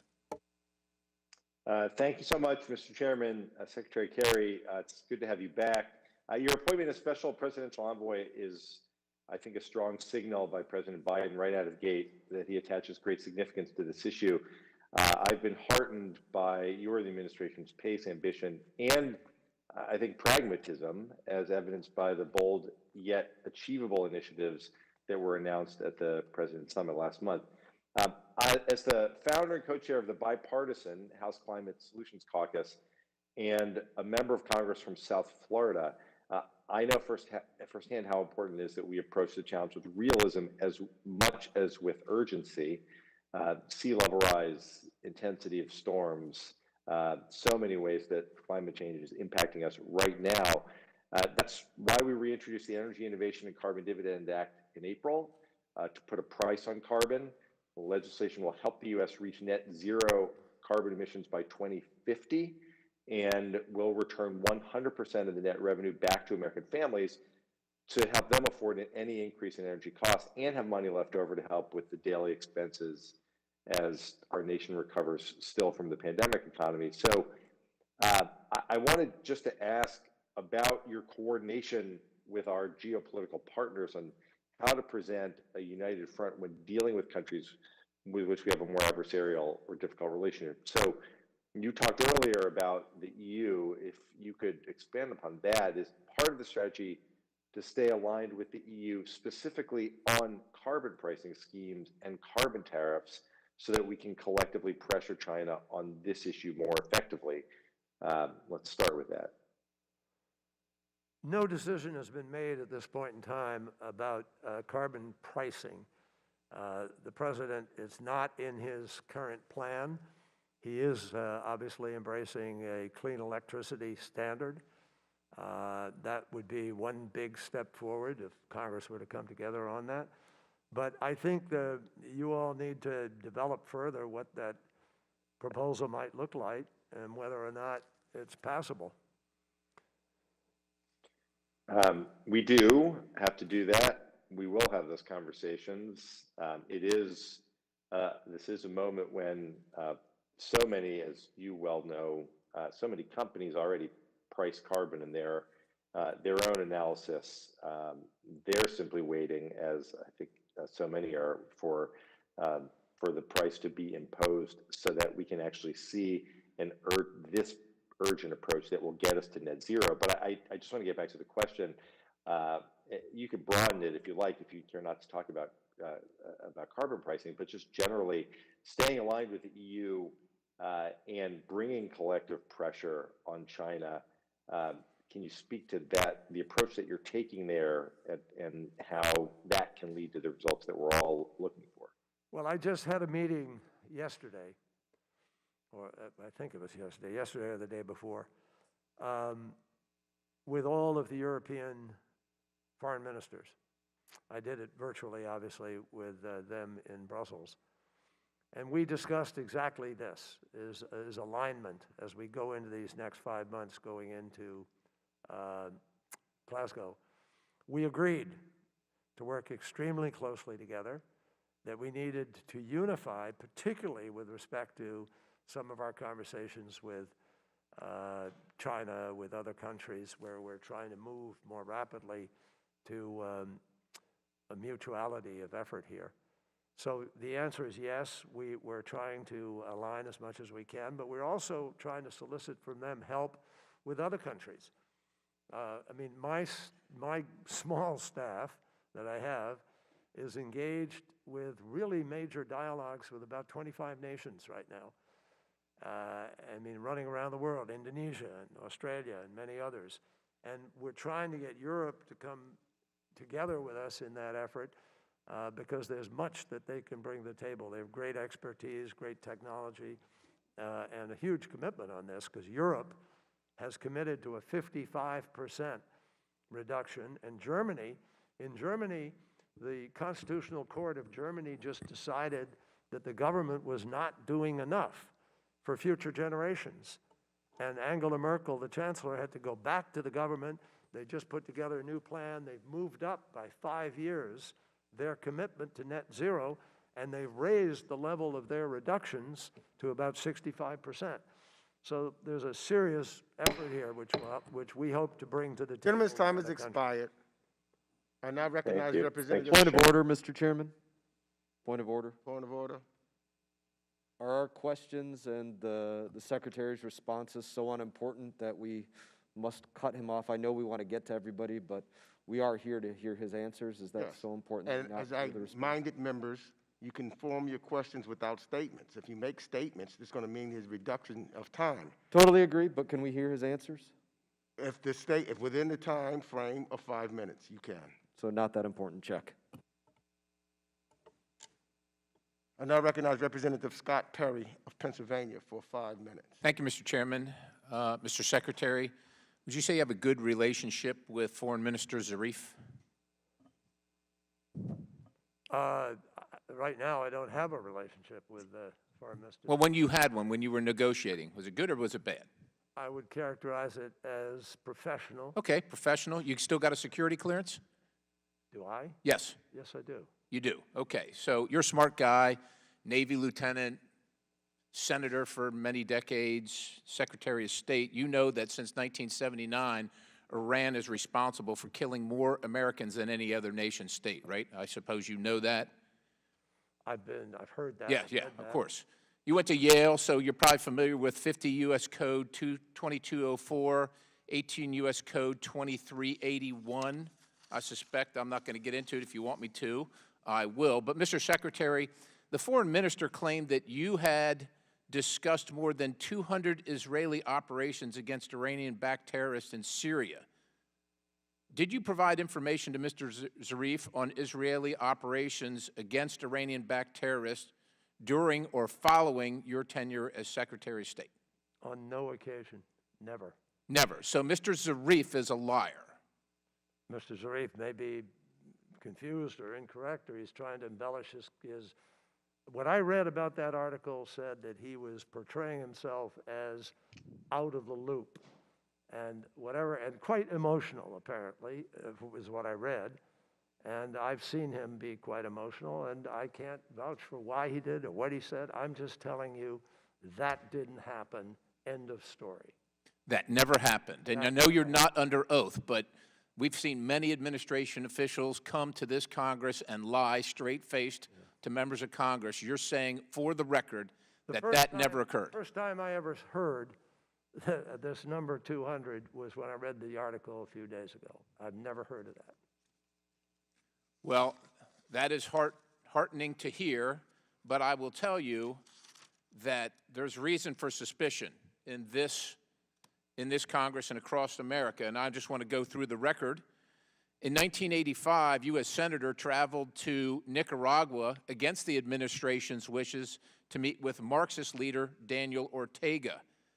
In 2006, you traveled to Syria to meet with the dictator Bashar al-Assad, contradicting President Bush's efforts to isolate Assad for supporting Hezbollah. And I remind you that it's a sea of war and horrifying activities in Syria right now. I mean, if we could have done something with Assad then, maybe we wouldn't be dealing with what we're dealing with now. In 2018, you told the Palestinian Authority to hold on. The Palestinian Authority to hold on and be strong and play for time and do not yield to the president's demands. And finally, following your term as secretary, we know that you met with Mr. Zarif. I know that you said you had a professional relationship. Apparently it wasn't a good relationship, but it was professional enough that you met with him at least 3 times to discuss how to save the JCPOA, undermining President Trump's peace efforts. I remind you that as we speak, the Iranian proxy Hamas is raining down rockets across Israel right now. That's why people are right to be skeptical. That's why we ask this question. And so you say you're surprised and have no recollection of ever discussing these activities with Zarif regarding Israel and Syria. One more time, Mr. Secretary. I didn't even know about this number, as I said, until we read the article the other day. I'm not asking about the number. No, I never had a discussion with him about Israel with respect to attacks or anything. No, I told you. That's the end of the story. But I wanted to say something about what you just said. I traveled to Nicaragua as a United States Senator with another United States Senator, an officially sanctioned United States Senate trip, in order to try to learn about what was happening with respect to the war in El Salvador. And you know, Ortega was one of many people we met with. We met with people like you do on any given trip as a member of the United States Congress. And we were handed a letter we brought back to the United States. We turned it over to President Reagan and to Vice President Bush. They had a big meeting about it because he was offering some kind of peace initiative.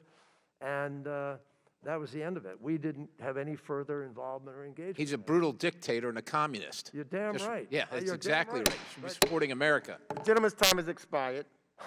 I now recognize Representative Karen Bass of California, who's the chair of the Subcommittee on Africa, Global Health, and Global Human Rights for 5 minutes. Well, thank you, Mr. Secretary, for taking the time out with us today. Thank you. Before I ask my question, and I did want to talk about Africa, similar to the conversation we were having before the hearing, was there anything else you were trying to say that you didn't have time to? Simply that I think it's important for people to understand that in the course of being an ex-secretary, you do wind up going to various events that you're invited to, and you have conversations with people. For instance, Munich Security Conference. There are only 4 times that I know of that I saw Prime Minister Zarif in the aftermath of being secretary. And they were all at an international event or a sanctioned period of time. So I just, you know, I don't think that, well, I don't think it needs any further comment. Okay, no problem. So I wanted to ask, how do we balance our interests abroad with our domestic interest and all that we need to do in terms of maintaining the pace of the growth of jobs in the renewable energy space, and then what it is that we're trying to do internationally, especially in regard to Africa? But what was the first part of the question? About how we maintain our interest abroad. I mean, we have our goals around climate domestically, and obviously the connection internationally, but the international focus I wanted to zero in on. Well, I think, thank you, Representative. It's a very important focus. The fact is that Africa is one of the most negatively affected continents as a consequence of the climate crisis. And it is exacerbated by virtue of the fact that so much of Africa is still undeveloped, less developed. I mean, there are about 860 million people with no electricity, and most of them are in Africa. And so we have an enormous challenge in order to help with adaptation, help with resilience, but also in the doing of that, to help with development. We used to do that more. Right now, we basically, I mean, people are legitimately complaining about some of the things that are happening out there with respect to either China or another country. But the fact is that China is filling a void. We used to do that. We don't do it now. Could you imagine a possibility of the EU and the United States working together to address an infrastructure problem, like you mentioned, 2/3 of the continent Sure. of Africa doesn't have electricity. Could you envision the EU? The EU's going through its whole reckoning. They have the issue with the migrants. We know why they travel and risk their lives. I could easily envision that. I think it would be very productive. But it does require some funding. It's very hard to do if you're not in that business anymore. And to a large measure, we have stepped back. Our budget over the years, I think, the total budget of everything we do abroad with USAID and our embassies and the entire State Department is around 51 billion or so, 52, somewhere in there. I don't have the latest figure. But it hasn't changed in a number of years, been cut to some degree in the last few years. So we can't do that. Do you see this administration proposing significant Well, I don't know what the increases? president's going to decide. He's got the 4 crises he's trying to deal with now. He's got to build back from COVID. You all have rapidly addressed the initial legislation. There's obviously more coming. But hopefully we will get back in that business. It begins here at home. I understand that. It begins here at home. But you've got to be able to go further abroad also. We're now actually down to 11% of the world's emissions. Last year, we were at 15%. We've moved down. But that means that 89% is in the rest of the world. And there's no way to solve this crisis. Mother Nature doesn't decide, oh, it's only coming from here, it's coming from there. It's the conglomerate amount that makes the difference. And if 89% of it is coming from the rest of the world, we, as a leading economy, leading nation, need to step up in order to help those other people be able to solve the problem, because it's our problem too. In the international conferences, is there ever any attention paid or focus to Africa? Gentlelady's time has expired. The answer is yes. I now recognize Increasingly. Representative Adam Kinzinger of Illinois for 5 minutes. Thank you, Mr. Chairman and Mr. Secretary. Thank you for spending a little time with us. To echo your comments about development and competition, I think it's important. If we can't both cut our international affairs and funding and development budget and then expect to be able to compete with China when they're using money as a soft power weapon. And I think that's an important point. More to the task at hand, I'm a strong supporter of all of the above approach to fighting climate change. And I fear that some, including the administration and our allies, have written off the largest source of carbon-free energy on the planet. For example, the EU has developed policies that exclude nuclear energy from their green goals. As you may know, my district's home to 4 nuclear power plants that are critical for the U.S. goal of cutting carbon emissions. Unfortunately, years of regulatory hurdles have left many of these plants on weak financial footing.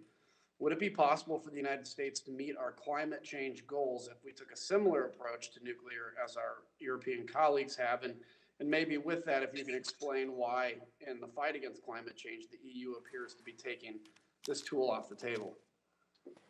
The nuclear tool off the table? Yes, sir. Well, Germany has very much taken it off the table.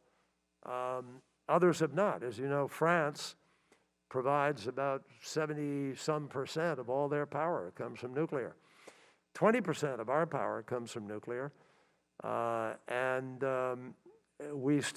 have another nuclear plant, I think, coming on. China is building, I think, 12 or 13 nuclear plants. And so they're trying to diversify a little bit.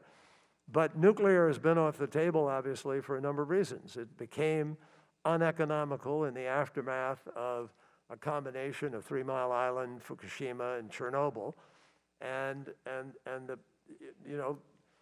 the economics of it don't work at the current moment.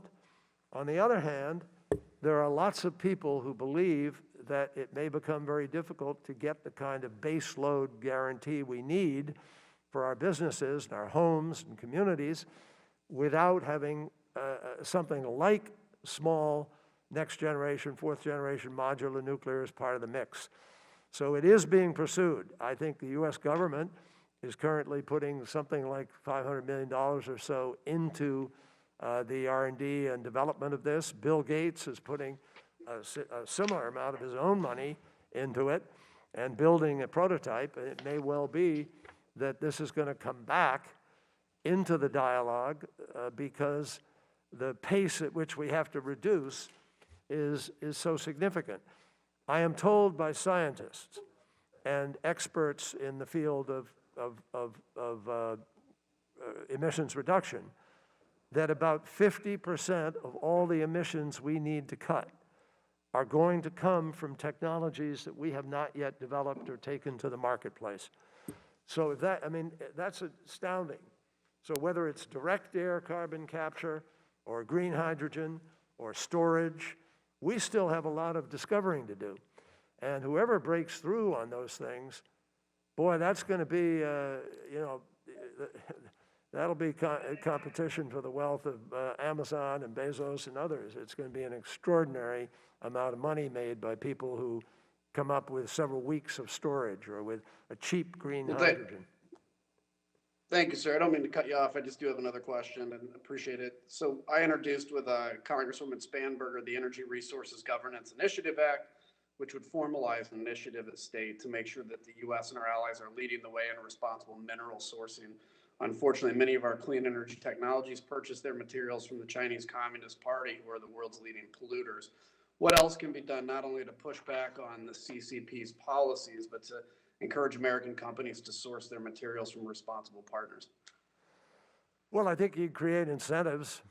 That's something that you all have a huge capacity to do.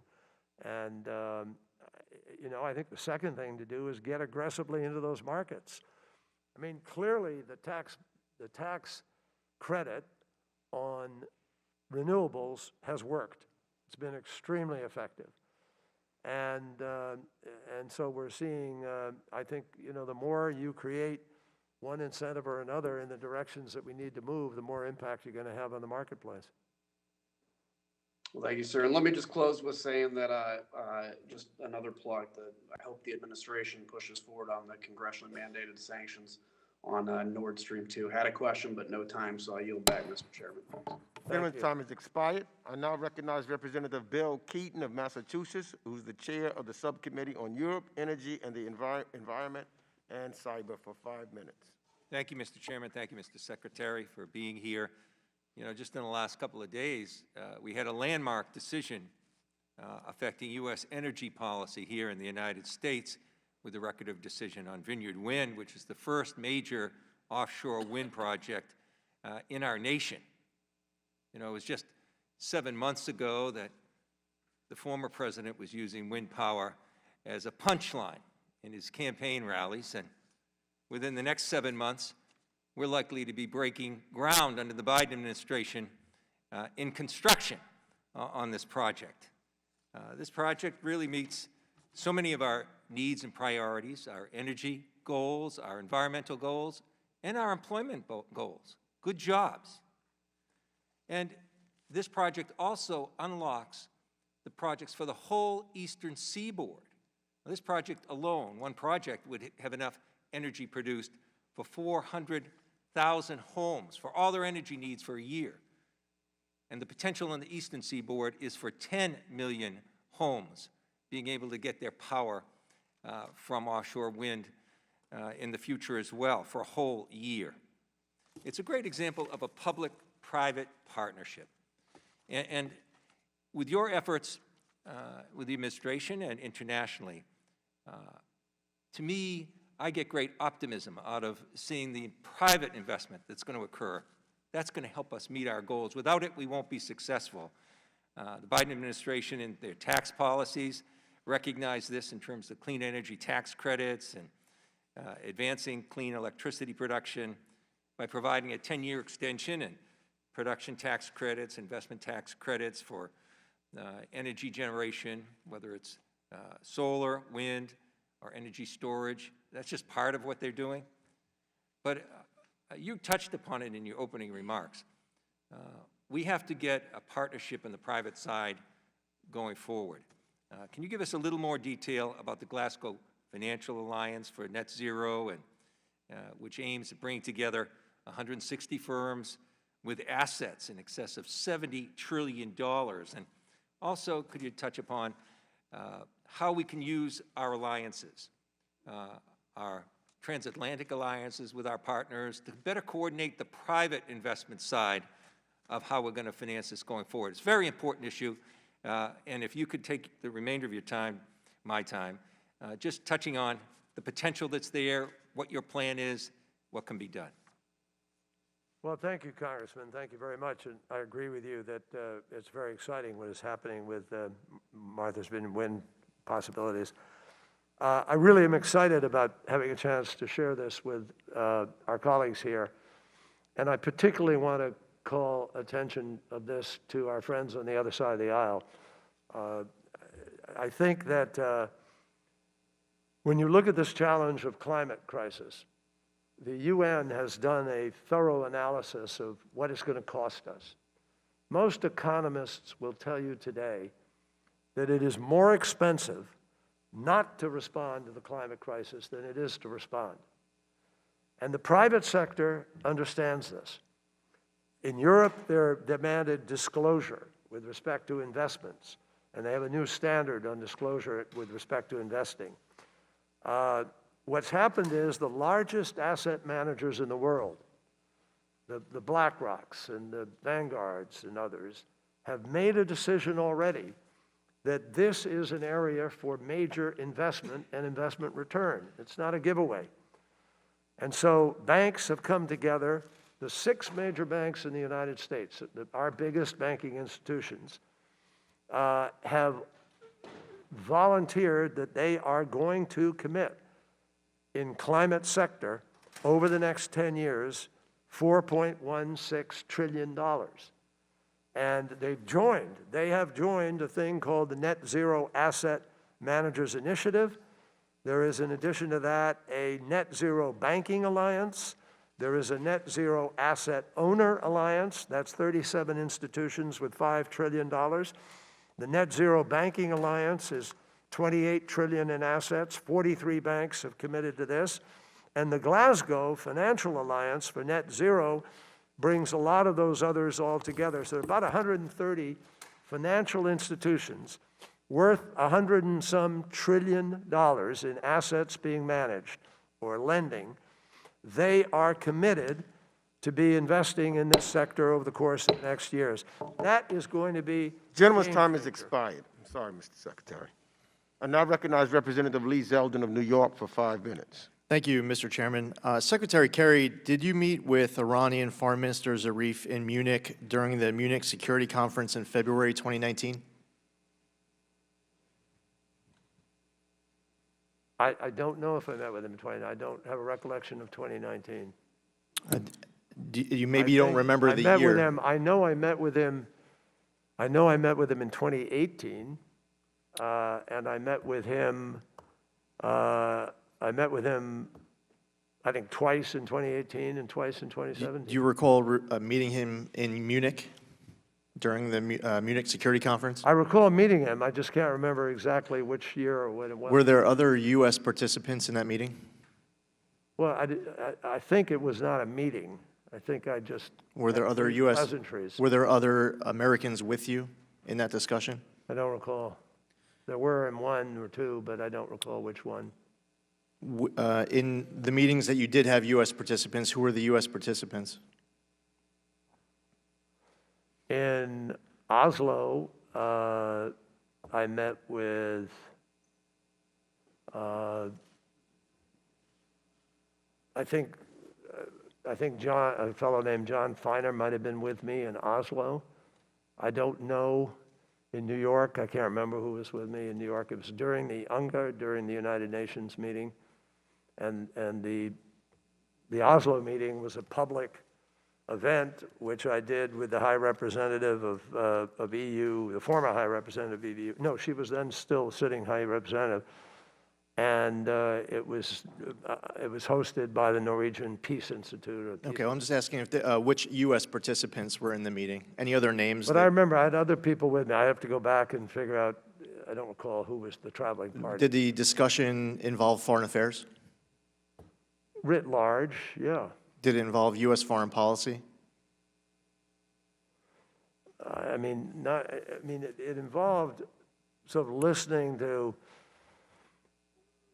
views of what is happening in the world. Where are we? Where are we going? What do you think about this? It's a general conversation, similar to one, by the way, that many members of Congress met with him during that same period when I was in New York and had a meeting in New York. He met with Congress, he met with the New York Times editorial board, he was on TV. Yeah, It was I'm just just a asking public about your dialogue. meetings. Any other meetings with, how many meetings did you have with Zarif during the Trump administration? I think during the Trump administration, I had 4 meetings. Did you have any phone calls with Zarif during the Trump administration? No. Would messages, communications be passed between the two of you No. separately? No, through the only third time parties? we ever had any communication was about the specific meeting to get together to compare notes on what was happening in the world. Did you have access, did you obtain any classified information during the Trump administration? No. Do you recall having a conversation with the House Intelligence Committee Chairman Adam Schiff at the Munich Security Conference? Do you recall having an extended conversation with the House Intelligence Committee Chairman Adam Schiff at the Munich Security Conference? I think we had a beer in the Ratskeller underneath the thing, but I don't recall specifically very much. Okay, there was a main room, because I was there as well. There was a main room where there was a bunch of speakers, and I was there, I watched. You guys had an extended conversation.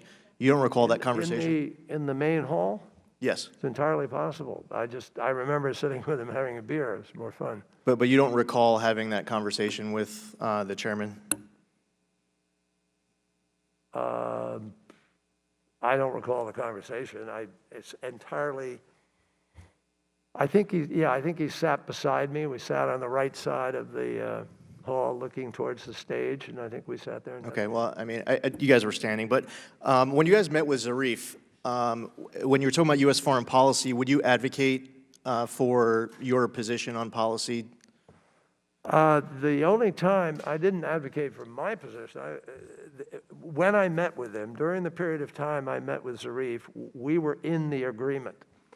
From the time President Trump pulled out of the agreement in May of 2018, and I don't recall having another conversation with Zarif after that. Well, we're running out of time. We have one president at a time, and those conversations weren't helpful. I yield back. Well, one president. Gentleman's time has expired. I now recognize Representative David Cicilline of Rhode Island for 5 minutes. Thank you, Mr. Secretary. Thank you for your service to our country. I just want to correct my friend, Mr. Keating. Of course, Rhode Island is the offshore wind capital of America. The project he's speaking about is the second one, and we welcome the Commonwealth of Massachusetts to the industry.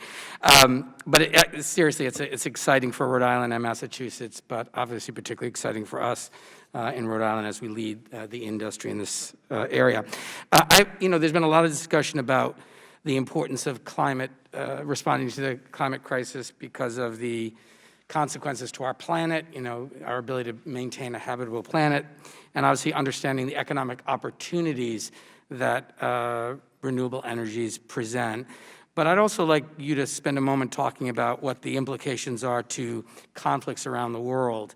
We know climate change risks starting, prolonging, or exacerbating armed conflicts around the world. The UN Security Council meeting organized by the United Kingdom recently sought to expose the links between our warming climate and conflict. We've seen how drought has made the conflict in Syria that much more difficult, and how states like Mali face threats from insurgents because of issues like food insecurity. And I think it's one thing that people don't hear enough about, and so I'd love to hear your thoughts on the nexus between climate change and conflict, and why, if we don't invest in a real climate response, that we might risk further conflicts in the future. And the second question, and I'll give you time to answer both of them, is there was a recent report by the UN Environment Program that outlines the importance of dramatically and quickly reducing global emissions of methane, and because of all the dangers that methane presents, and particularly since methane helps create smog, cutting emissions in half could prevent as many as 250,000 deaths each year worldwide if we do this. Can you speak about the UNEP report and what steps the Biden administration is taking, both here in the United States and in concert with our partners around the world, to reduce methane emissions? I'll try to run through that really quickly. First of all, the implications of the climate crisis to all of us in terms of foreign policy and military are that you could have millions of people who are homeless. Literally, their habitat is no longer habitable. Last year in Pakistan, it was 130 degrees in one community. In the Middle East, it was 130 degrees. Here in California, in Death Valley, it was 130 degrees. The human body is not prepared, or it's not meant to be living in 130 degrees. It's going to go up still in some of those places. We've seen heat waves in the ocean, literally, with massive die-off and impact on the food protein source for millions, billions of people, actually. So as that gets disrupted, you're going to have downstream impacts. If the Himalayas cease to have the ice or begin to reduce in its amount, you're already seeing water impacts. Rivers are going to start to dry up. Billions of people rely on those rivers for food in parts of the world. The Mekong, the Yellow River, the Yangtze, the Ganges. These rivers are all sourced in places that rely on the ice sheet, the melt, the snow. As that changes, you could have profound impacts. This is not conjectural. It's already happening in certain places. There are climate refugees today, just not yet in the millions, depending on, but if you have a complete collapse in a region, those people are going to be knocking on the door of a place that is livable. And they will be prepared. We've already had wars over water. You have fights over water, conflict as the water becomes more of a problem. Our own reservoir, the Ogallala Reservoir, which is the principal reservoir of the United States of America, has challenges. Go to the Four Corners of Nevada and Colorado, et cetera, and find out how development is already being impacted by the lack of water. So there are major challenges going forward as the world's climate changes, and where we can produce and what we produce also shifts with it. There are other potential conflicts. We saw in Syria about 1 million people come out of the desert into the Damascus area because there was a drought of several years. And that had a profound impact on the politics of the region. And it became part of the dynamics of what went on with Assad and Daesh and the exploitation of people as a consequence of their shifted locale and lack of integration to that particular new locale.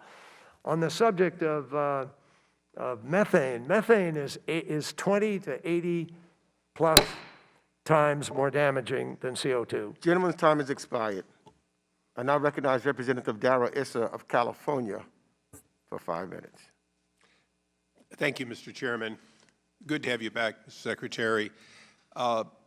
During the 2 years that I was out of Congress, and similarly you were not currently in government, I was involved with the Trade Development Agency, which is established to basically export, if you will, infrastructure around the world.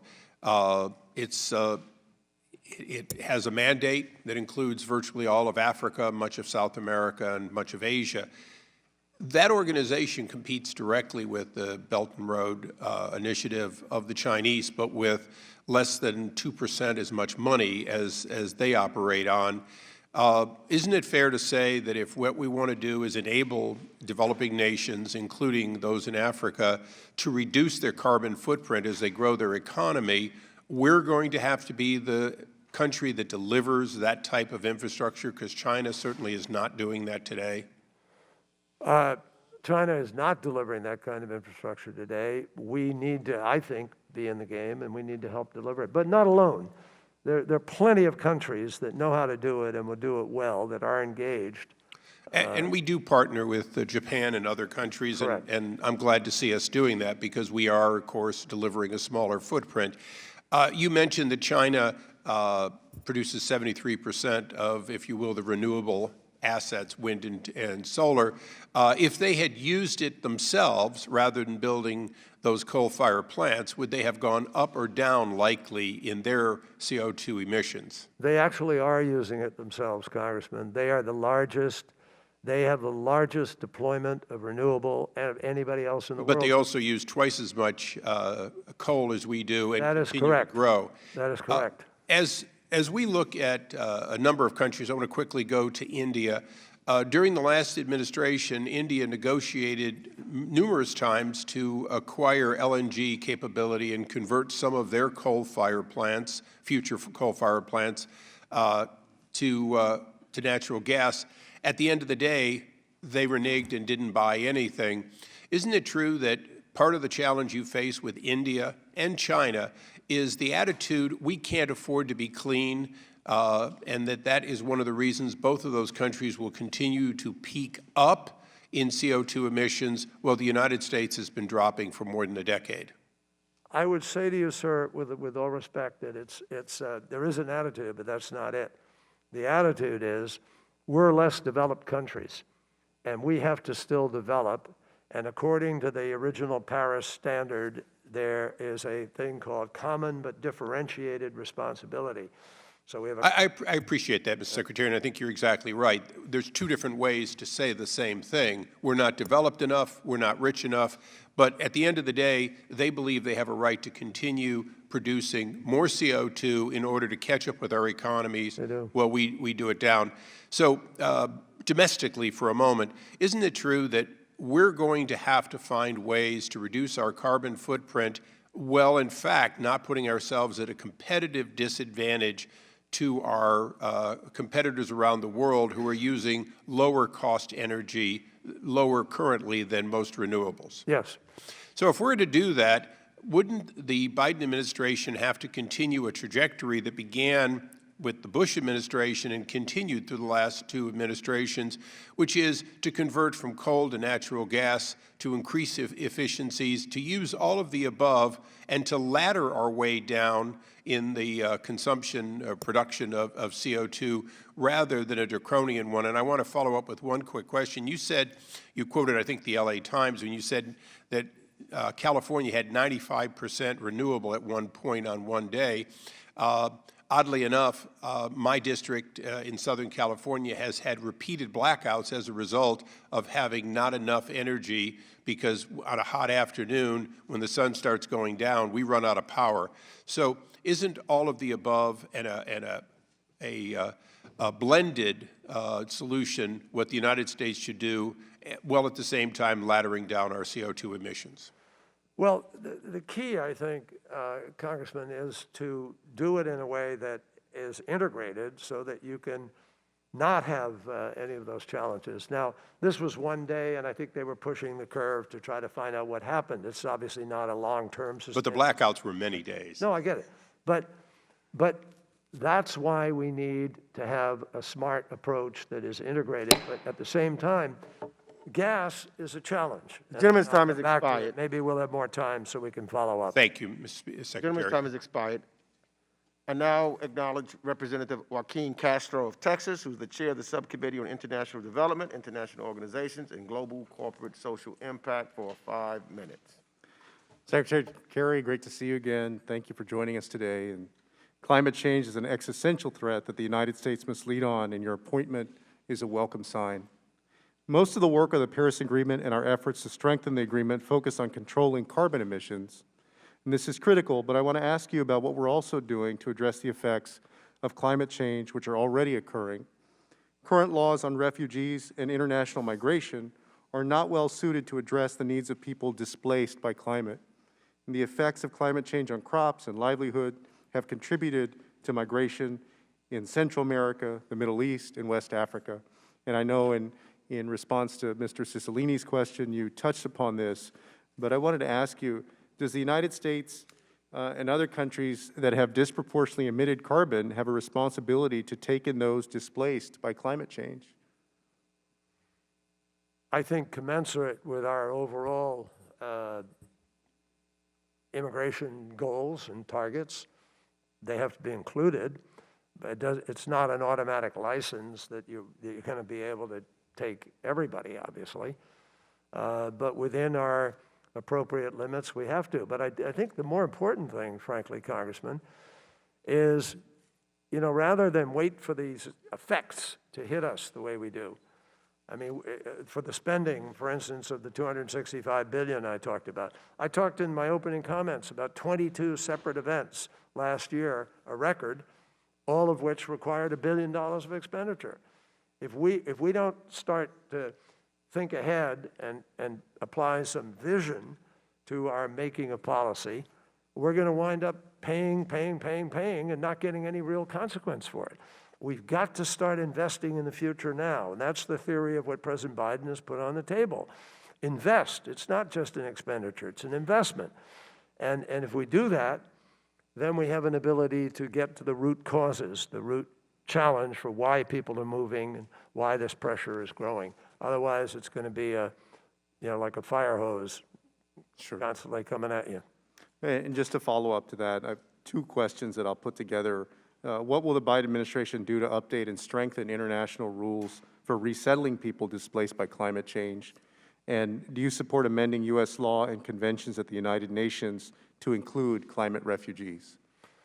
I do believe we have to have a formal acceptance of the concept of climate refugees. Yes, I do. I don't have an answer to the first part of your question. I'd have to get that from those folks in the administration working on that. No. Thank you very much.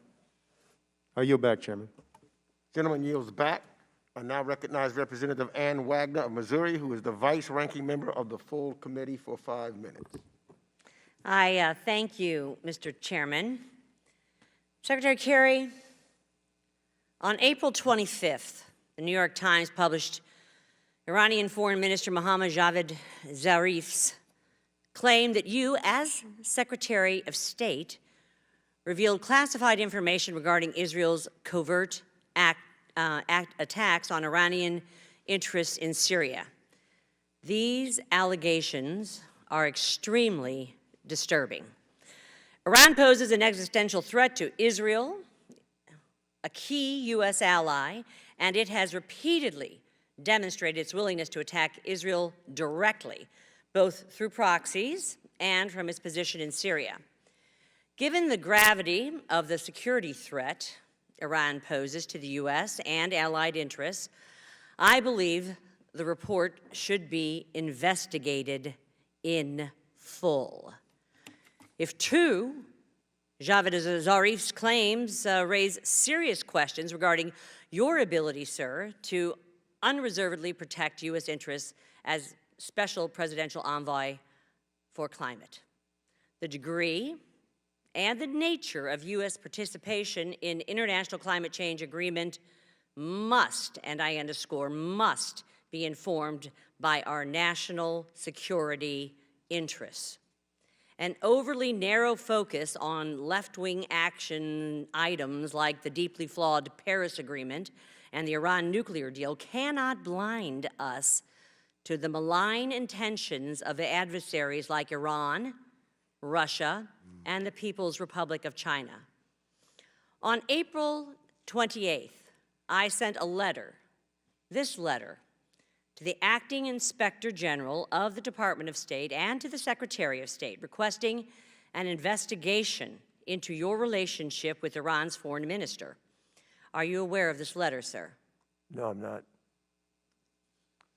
I'll make sure you have a copy. Well, obviously I'm aware of it now. The letter also requested a response to several very specific questions by today, May 12th. As I have not received answers, and Mr. Chairman, I'd like this entered into the record, I'd like to ask you now, what were the circumstances surrounding your alleged leak of information to Javad Zarif, including the timing of this conversation? What role have you had in formulating U.S. policy on re-entering the Iran nuclear deal, sir? Well, I think your premise is incorrect. The story did not allege that I transferred classified information. It didn't even characterize it as classified. It simply said that on a tape, Javad was overheard in a long, long lamentation about how he was out of the loop in Iran and in the policy, and how he had learned this and learned that from somebody, and then popped in saying... He said he learned it from you, sir, and that you He told him said there he were had learned 200 instances. He said he learned one thing from me, and I have already answered that question. I never said that. I don't know how he came up with that. Don't know where it came from. And it was not, there was nothing stated in there about my having released anything on classified information. And in 28 years in the United States Senate, and in 6 years on the Intel Committee, and as chair of the Foreign Relations Committee, and as Secretary of State in 4 years, never has anybody suggested I did not protect classified Well, I would like a information. full investigation, and I would like my questions answered. I'll see if you have a copy. The Biden administration seems to be copying the same climate rhetoric and policies as California.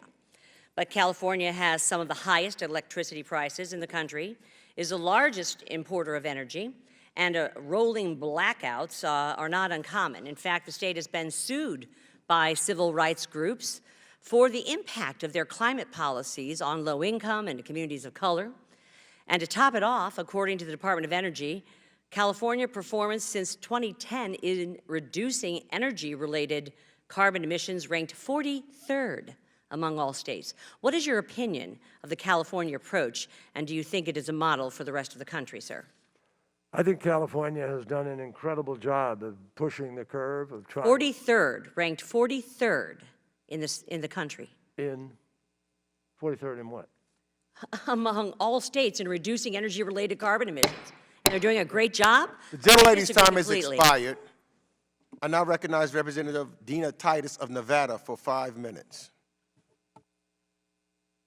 Thank you, Mr. Chairman. Thank you, Secretary Kerry, for being with us today. We certainly appreciate your efforts in this area and commend you for the work that you're doing. We've heard a lot about the major focus of COP21 and the Paris Agreement being on reducing global emissions. And that's all great, but it seems to put us in the position of working from behind. Could you address some of the things that we need to do to be proactive around the world so we can meet long-term gains, not just clean up the mess that exists, but make the future better?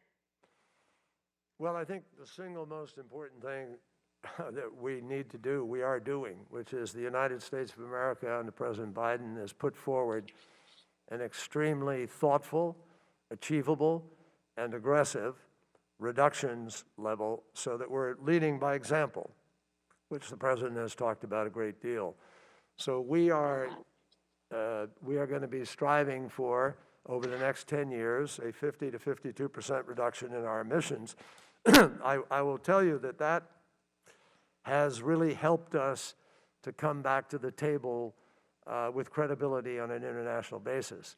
Now, I emphasize, no one nation can solve this problem. I mean, we can sit here and lament, we can be talking about America's preeminence in one sector or another, but the truth is that there are 89% of the global emissions coming from other countries, and 20 countries are responsible for about 73% of all emissions. So if the 20 countries, this was the theory of our summit, we brought those 20 countries together, the majority of them have stepped up and are stepping up with new reduction targets. But we need other countries to do that. So what the United States is trying to do now, under President Biden's leadership, is to reach out to those countries and work with them. We have a working group that is literally sitting with these nations and trying to articulate to them in a thoughtful and respectful way how they might be able to transition faster off of some coal, or how they may be able to implement and deploy more renewables faster. And it's only by that kind of help from the developed world that we have a prayer of winning this battle. So the key here is for the U.S. to be on target. The second thing we need to do, which is exciting, I mean, we're looking at the biggest transitional opportunity since the Industrial Revolution. The United States of America doesn't even have a grid yet, folks. We don't have a grid. We can go to the moon, but we can't send an electron from one part of the country to another. We've got to build the transmission capacity. We've got to use AI, quantum computing, be able to instantaneously, I mean, the Congresswoman talked about where California is. If we could send California clean energy, windmill or wind power or solar or Nevada or any other place to somewhere else in the country at a given time, with our time difference of 3 hours and with battery storage at utility scale that already gets 4 hours, you could begin to really manage a system as you wait for daylight and as you wait for the wind. So this could be managed. And artificial intelligence and quantum computing give us a huge advantage in our ability to do that. So that's the way we can help lead the world. We should be leading on all of these technologies. Historically, that's what's made America so strong. Now we have to get back into that race. And I think we're looking at huge opportunities of providing hydrogen and storage, and perhaps even on this other front, fourth generation, next modular nuclear, who knows what it's going to be. I'm for an all of the above effort, because we don't know which of the best of these technologies is yet going to work to do what we have to do. One last word. Even if we get to net zero by 2050, we are still going to have to suck carbon dioxide out of the atmosphere. A lot of people don't stop to think of that. We still need the technology that's going to enable us to do it. So I think there are great possibilities here for discovery. We're creating more jobs in this sector already in America. And as I mentioned in the beginning, there are already more people working in this new clean energy sector than there are working in fossil fuel or in many other sectors. Gentlelady's time has expired. I now acknowledge Representative Brian Mast of Florida for 5 minutes. Thank you, Mr. Chairman. Mr. Secretary, you just quite literally contradicted yourself. You said you are for all of the above, but you're not. We spoke earlier, Representative Issa asked the question about the Keystone pipeline. You're fundamentally in disagreement with delivering that fuel into the United States of America. It would beg the question, did the hack on the Colonial Pipeline save you the trouble of having to shut that one down? Well, Congressman, I appreciate your question. And may I, as a matter of personal privilege, just say how much I admire your personal service to our country. Thank you, Mr. Secretary. I would say to you this. I don't think it's a contradiction. Yes, we're going to use gas for some period of time. And I'm not one of those that comes in and says, you got to shut it down today, tomorrow. We can't do that. What we can do is begin to take steps that reduce reliance, even as we keep alive the ability to have sufficient gas for the purposes we need. It's a fair point, Mr. Secretary, but to the point that you made to my friend Mr. Issa, to quote it, that is true. The pipelines are more carbon delivery efficient than rails and trucks, saying they deliver the fuel by using less carbon in order to deliver that fuel. Let me finish the quote. Let me finish the quote and I'll let you respond. Yeah. But it doesn't mean that you want to be adding another line, another one of these more efficient routes. There are alternatives, but yes, pipeline is better than trains and trucks. So let me tell you why we can do better in meeting our goal of reducing our emissions. All the gas we burn, first of all, gas is 87-point-some% methane. Gas leaks. If you, in the Permian Basin, for instance, we have a leakage, even if you have it around 2.7%, scientists say that can be more damaging than CO2. Our leakage is at about 5% or 10% in some places in America. Now, if that's the leakage in America, think what it is in other places. Because of the melting of permafrost and the melting of the tundra, the thawing of the tundra, we're now seeing methane being released around the world that isn't capped, that isn't used. President Biden has put an effort into his legislation to start capping open wells and open mines that are giving off methane in the United States. Mr. Secretary, could I summarize challenge. could I summarize your position by saying you want no crude or petrol used? Would that be an accurate summary? The what? You want no crude, no petrol used in the future. Would that be No. an accurate summary? Well, it depends what you mean by the future. We're going to be doing that. We're going to be using crude. Well, crude, first of all, is used for lots of other things than fuel and power. So we're going to use crude well into the future. Not delivered by pipeline, though. Well, no, it could well be delivered by pipeline. Already we're doing that. But our source of power, President Biden has already made this decision, and the utilities are already accepting it. I want to ask one more question because I want to yield some time to one of my friends here who may not be able to ask you some questions. By 2035, though, President Biden is determined we will be carbon-free in our power production. You're talking about not allowing these new avenues to deliver them, even though they're more efficient, like the Keystone pipeline. Would there also be an effort to not promote other forms of delivery, that is to say, not permit a new rail car that's being used to deliver that because Colonial is down right now, not permitting a new truck to go over the road, which is what's being used to deliver those fuels right now? Would that also be a part of the program? No, I don't. I really think we're talking much more reasonably, Congressman, in a way that we have to try to accelerate the transition to clean fuel. That's what we have to try to accelerate. It's not going to happen overnight. So we're going to need, now, I'd rather see gas used rather than coal anywhere in the world. And I think there are ways to try to assist in doing that. But even gas. Thank you, Mr. Secretary. I'm going to yield my time to Mr. Pfluger for a moment. Okay. Thank you for yielding. Mr. Secretary, for the first time in 70 years, our country is energy independent. It's a lever of power. It's national security. Energy security is national security. And so you've mentioned that we need to take steps. We have taken steps, as you've clearly highlighted today, from being 15% down to 11%. That's huge. Do you believe that wind and solar can provide baseload capacity for this country? Not alone.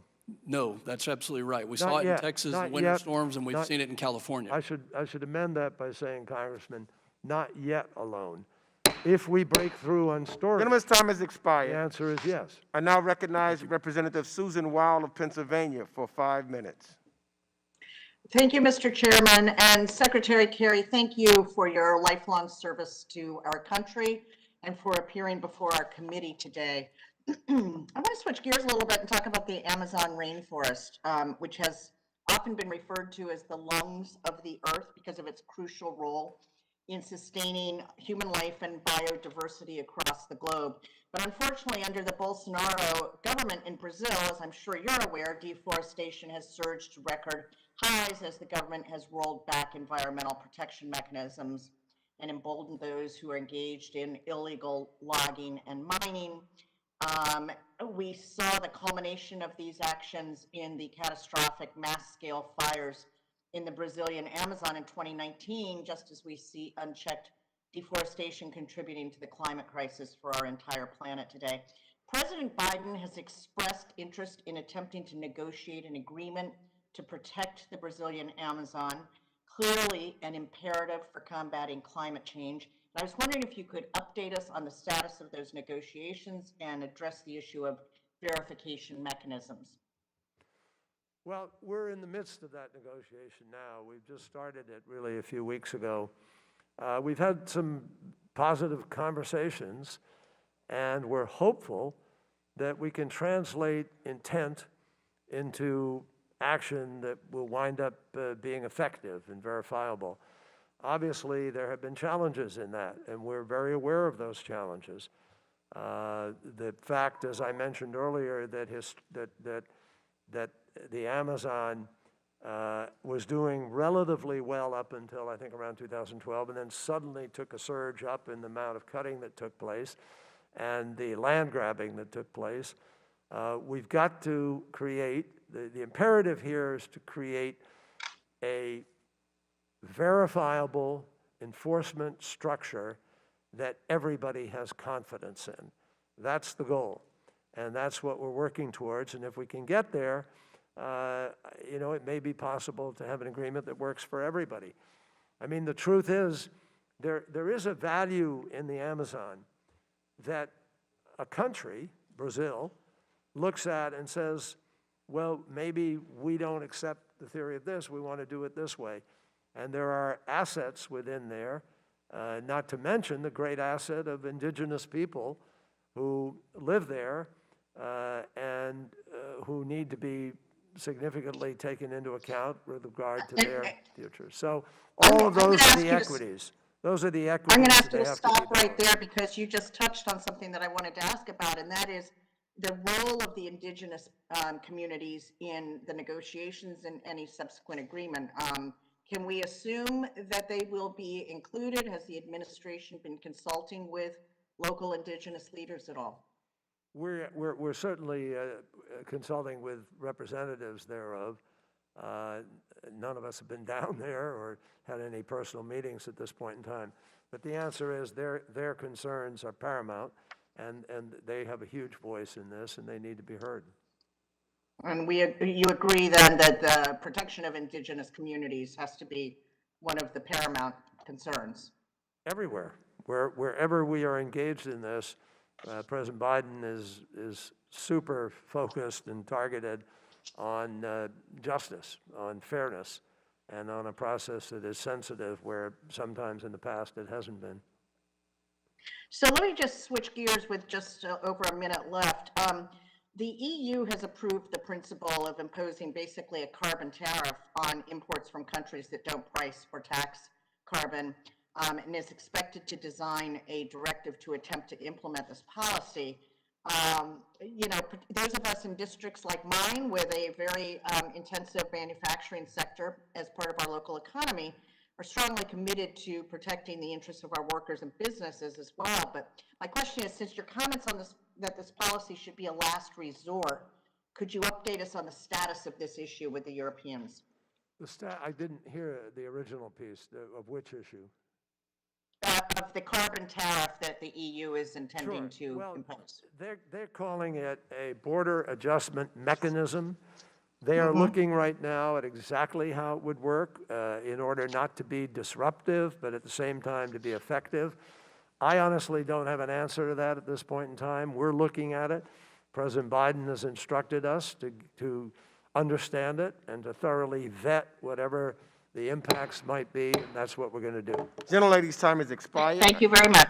I now recognize Thank you. Representative Brian Fitzpatrick of Pennsylvania, who's the ranking member of the Subcommittee on Europe, Energy, Environment, and Cyber for 5 minutes. Thank you, Mr. Chairman. Secretary Kerry, thank you for being here with us today. According to a recent report by the Rhodium Group, China emits close to 30% of global emissions. China's share of global emissions has grown to more than all the OECD nations combined. In fact, today, by comparison, the United States emissions are 1 billion tons less than they were in 2005, and our trajectory is going down, while Chinese emissions are well over 4 billion tons higher than they were in 2005, and their trajectory is going up. So a couple questions. First, is this dramatic increase in emissions consistent with China's Paris Accord pledge? And number two, what are the effective accountability mechanisms in place to certify that countries like the PRC are following through on their climate commitments? I didn't hear the very last part of it, but the simple answer is no, the current level and rate of reduction is not consistent with the pledge, as it is not, I might add, for quite a few countries. There just are too many countries not yet in compliance, and that will be one of the major, that's why President Biden summoned the climate summit he held, is precisely to get people focused on a raising of ambition. And that will be our goal over the course of these next 5 months. So you can't look at this as where we are today. We've got to look at it as where we could be in the next, as we get into September, October, and head to Glasgow. Understood, sir. But obviously, China's been in the center of a lot of different issues from an intelligence standpoint, a foreign affairs standpoint, economic. For sure, no question. And there have been a lot of troubling comments coming out of the PRC regarding their plans to basically exploit the parameters of Paris by amping up, rather than reducing as we approach that date, amping up their coal production, their carbon emissions, almost making a mockery out of the whole intent of Paris. So I was just curious as to what your thoughts are specific as it pertains to China and their good faith as far as their good faith commitments, or the level of good faith they have in their commitments to Paris. Well, let me speak to that this way. I've said to you, I agree that there are big challenges. There are major issues that we have with China. My focus is obviously to deal with the climate crisis and to get us hopefully in a place where it's constructive and we're moving in the right direction. So with respect to that, we need obviously to get greater cooperation from China. We're talking about that now. That is on the table as a critical component. Now, China believes that they're doing a certain amount. I know they know that they are seized by the issue of having to do greater reductions. We're hopeful we can get China in a place where we respect the common but differentiated, so that China is doing not exactly what we're doing, but China is doing enough that it is clear they are seriously reducing, and they are making their best effort to hold the 1.5 degrees. And if we can get into a place where that's actually happening and we have the ability to know it's happening and trace it, then we'll have advanced this ball. We're not there yet, and we've got a lot of work to do to try to get there. One other thing I will say to you is, one of the new benefits of technology is that we have an ability through space and satellite tracking to now measure quite precisely what a particular company is doing, or whether its supply chain is behaving the way they promised. And we can look even at governments and whole countries and have almost real-time readout on exactly what is happening with respect to their emissions. So the planet will have much greater transparency and accountability than it's ever had as a result of technology's assist here. One last question, sir. What should the consequences be to China if they are proceeding in bad faith and we determine that to be the case? Well, I mean, one of the obviously already raised by several members is the challenge of the border adjustment mechanism and the possibility of some kind of tariff. That's out there. And, you know, I think, and China's not the only country affected. By the way, every country would be subject to that. So we too would have to make sure we're in alignment and subject to it. So we're examining exactly how it might work, how it could be fair. For the moment, we'd like to not. Gentleman's time has expired. I now recognize Representative Dean Phillips of Minnesota for 5 minutes.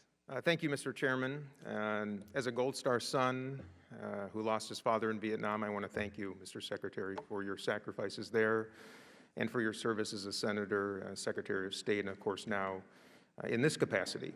And I have to say, I am saddened that some of my colleagues would seemingly put the faith in the word of the Iranian foreign minister over that of yours. I'm sorry for that. The irony is not lost on me. My questions are about climate change, and you're aware of President Biden's interest in what he calls foreign policy for the middle class. And with that in mind, I would love it if you would speak for a few moments about how you and the administration are approaching decarbonization of our economy while also mitigating the incremental costs to American families that might result from that transition. That's a great question, Congressman, and thank you for your personal comments. I appreciate it. And you know, obviously wish life had been otherwise for you. With respect to decarbonization and foreign policy for families, the President, and I think this is where this gets exciting, is convinced, as I am, that the opportunities here are so much greater than any deficit in this transformation. We have transitioned historically many times. The Industrial Revolution was a transition. When the steam engine came on and the cotton gin, and life changed and great communities were built. Bill Keating, Representative Keating and I understand how Massachusetts was changed by that, and Rhode Island and other states, textile industry, shoe industry, and so on. Then it moved. But other things came and replaced it. Our economy still remains strong in America, despite these transitions. And we grow stronger, and we build out a larger middle class. I think that's going to happen here in amazing ways.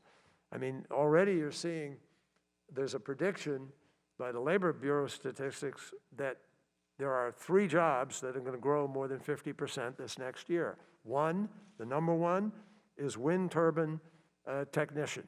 That's at 62% growth. The second job is nurse practitioner. We all know why that's growing, unfortunately. The third is solar panel installer, which is going to grow at about 51%. Now, what we see is, and in vehicles, I just talked the other day with the senator from South Carolina. We were talking about the transition in South Carolina and how, you know, folks who are making an internal combustion engine car now are going to not only be making an electric vehicle, but they're going to be growing the number of plants that are there, and the job opportunities are going to grow. I think if you look at what's already happening in the early clean tech markets of solar, wind, batteries, there are dozens of emerging clean tech markets here in the United States that are going to enlarge economic opportunity for people. And people are earning, without a high school degree, in some of these early jobs, $24 an hour, which, as we know, is more than double the minimum wage. Yeah. So, Yeah, sir, and I'd like to reclaim some time. I do want to call attention to those effects and ensure that we do look after those who will suffer from incremental costs. I want to talk about pipelines, too. As you well know, the State Department manages presidential permits for cross-border pipelines. In my home state of Minnesota, Enbridge is currently replacing over 330 miles of its Line 3 crude oil pipeline that runs from Alberta across the border all the way to Wisconsin. It's a pipeline that's older than me, first used in 1968 before the National Environmental Policy Act was enacted in 1970. So there are serious concerns about the lack of environmental reviews on the project. In fact, when Enbridge sought to replace Line 3 in 2014, the State Department determined that it did not require a new permit, as you're probably aware. So how are you and the Biden administration approaching decisions on cross-border pipeline construction, replacement, and upgrades? And have you spoken with Minister Wilkinson? I confess to you, I have not had that conversation at this point in time, and so I would rather get you an answer, but I haven't been informed. All right, well, I see my time is unfortunately. So what we'll do is we'll come back to you with that. I'd welcome that. Thank you very much. Thanks. Thank you. The last question will be from Representative Tim Burchett of Tennessee. You're now recognized for 5 minutes. Thank you, Mr. Chairman. Before we go into this, I wanted to call your attention to some legislation. My colleague Bruce Resterman from Arkansas, he's an Ivy Leaguer like you, but he sounds more country than me. He's from Arkansas. He has some legislation called the Trillion Trees Initiative, and that is the ultimate sequester of carbon, and I would appreciate you looking at that after you finish with your note. I'd appreciate that, brother, if you would. If you could have one of your staffers, if they would. It's truly a good piece of legislation. How do we trust the Chinese Communist Party to do anything they say they're going to do with their increased coal power capacity and everything else that they're doing and their violations of human rights in the world? Congressman, we will take a look at that legislation. And secondly, as I've said several times here, it's not a matter of taking things by trust. We have to have a mechanism where we're both measuring, where we're accountable to each other, where we're actually able to know what is happening.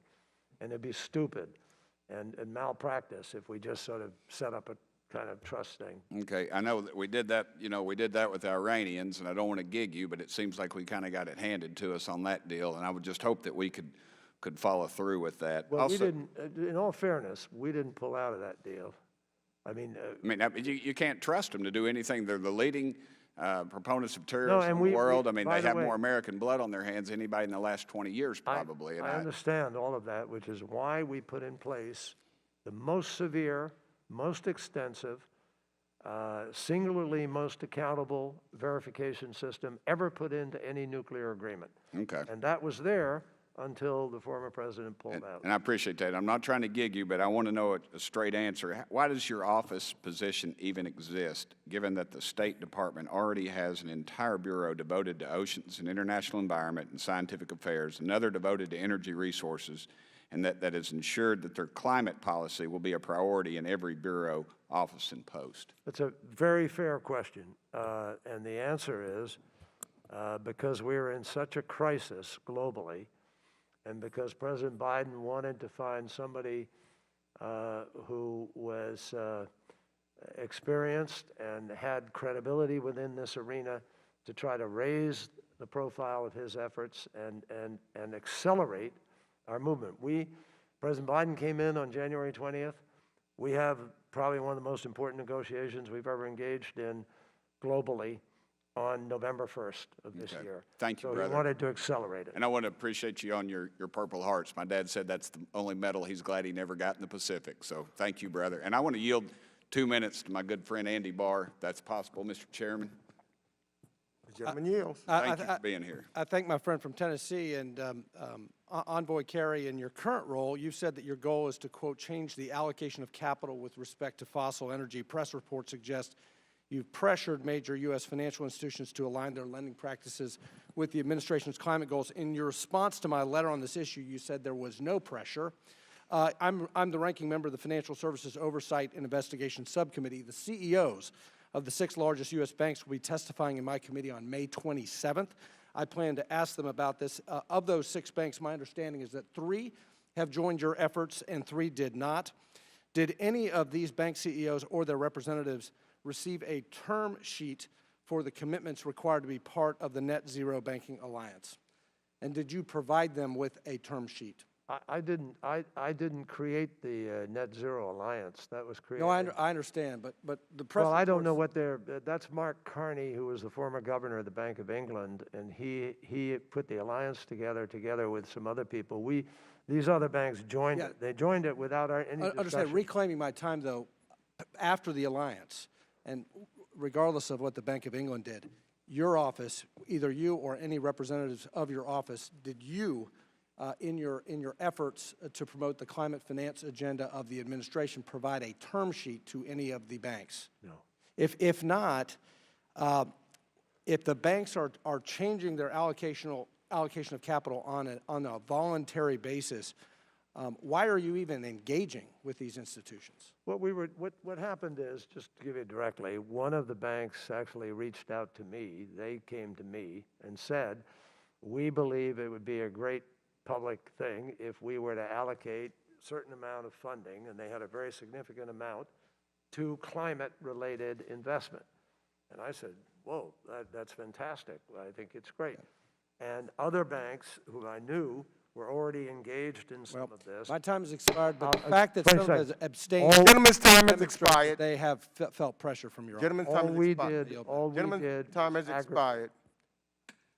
So let me thank, that concludes all of the questioning for today as we hit our hard stop. Mr. Chairman, I'm happy to take some questions for the record. If people had wanted to put something in, I'm happy to do that. Mr. Chairman, I have a point of parliamentary inquiry. Go ahead. We have a 5-minute rule in this committee and in Congress, and Mr. Levin, Mrs. Houlihan, Mr. Malinowski, Ms. Jacobs, Manning, Costa, Vargas are all Democrats that were denied their ability under the 5-minute rule to ask questions today. On the Republican side, Mr. Green, Mr. Barr got yielded time but didn't get his full 5 minutes. Myself, Mr. Muser, Ms. Tinney, Mr. Pfluger got yielded a minute but was denied otherwise his 5 minutes. Ms. Maliatakis, Mrs. Meyer, Mr. Meyer, Jackson, and Kim were all denied their ability under the 5-minute rule to question former Secretary, the envoy. Also, we were also cut off under Secretary Blinken. By the time they got to me, we only had 3 minutes. This committee has subpoena authority, so my question and my inquiry would be, when we're bringing members from the administration, all of those members that I just named all got denied their ability to represent their districts and ask Mr. Kerry questions because he has to leave and do other things. So I don't understand why members of the administration don't feel like it's appropriate to schedule their time when you've requested them to come to this hearing and give opportunity to only, I don't know what the number is, but half of the members of this committee to ask questions. So I would ask moving forward, is it the chair's intention to, one, when we bring members of the administration here, that they're going to be here for ample time, to not be denied the 5-minute rule under the rules of this committee and this Congress, to have their ability to ask questions? Yeah, it's been a tradition of this committee, and we will continue where we get the administration here, under any administration, whether it was this administration, the prior administration, since the time that I've been here, that members from the administration comes and gives us, and we accept the time limits of which we have. Generally, we have, sometimes there's unlimited time, other times, as today, we knew that there was a hard stop at 12:30. Was that one of the reasons why I was strict on the time, was to get as many members to testify, to ask their questions as possible. Well, we weren't told, as a member of this committee, we weren't told ahead of time that he was leaving at 12:30. Well, it happened under Congressman, prior administration. I will be happy to make an appointment with you, come up, sit down, chat with you. You get more than 5 minutes. If you want to have a talk, I'm happy to do it. Well, I think it's important to do it in front of the American people so that they get to hear your responses to the questions And that let are me made. just come back, and I'm sure that the secretary will have ample opportunity to come back at that time, and maybe we'll start then from the bottom of the row and come up. So, in trying to be, in all fairness, another time. So that's, I understand your frustration, particularly, all of us used to be down at the bottom of the line at one point. That is not taking place, so that's the tradition that's happened here in the United States House of Representatives. 30 seconds to close. I know he's got to go. Go ahead. Well, Secretary, thanks for being here. And just let me say, I think, Chairman, you heard from my side and your side that China is going to be paramount in the success of your negotiations. And good luck catching your flight, sir. Let me thank the witnesses. I know he has to catch a commercial flight headed over to Europe. But I want to close the record by saying that climate change is no longer a crisis on the horizon. It is an existential threat that will displace populations, imperil economies, fuel conflict, and forever change our planet. America cannot single-handedly overcome climate change alone, but we can, however, lead the international community into collective action. My first trip as a member of Congress 23 years ago was not anywhere abroad, but far away to Alaska. And me, a boy from Queens, more accustomed to riding the subways of New York, took 3 flights on even smaller planes to learn about the environment, energy, the Arctic, and our beautiful country. It changed my life and connected issues in Queens to Anchorage. And while showing me that what will cost our children and our grandchildren, I have too, if we do not act. We have a duty to be responsible stewards of our environment, which is God's gift to us. And I say this as chairman of this committee. I am immensely proud of the seriousness with which the new administration has approached this challenge, and I want to thank Special Envoy Kerry for his expert testimony today on the path ahead.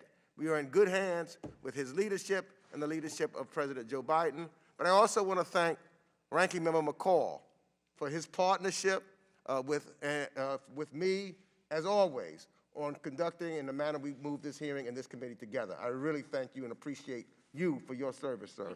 And I want to thank all of the members of the Foreign Affairs Committee for their participation today. And with that, this hearing is now adjourned.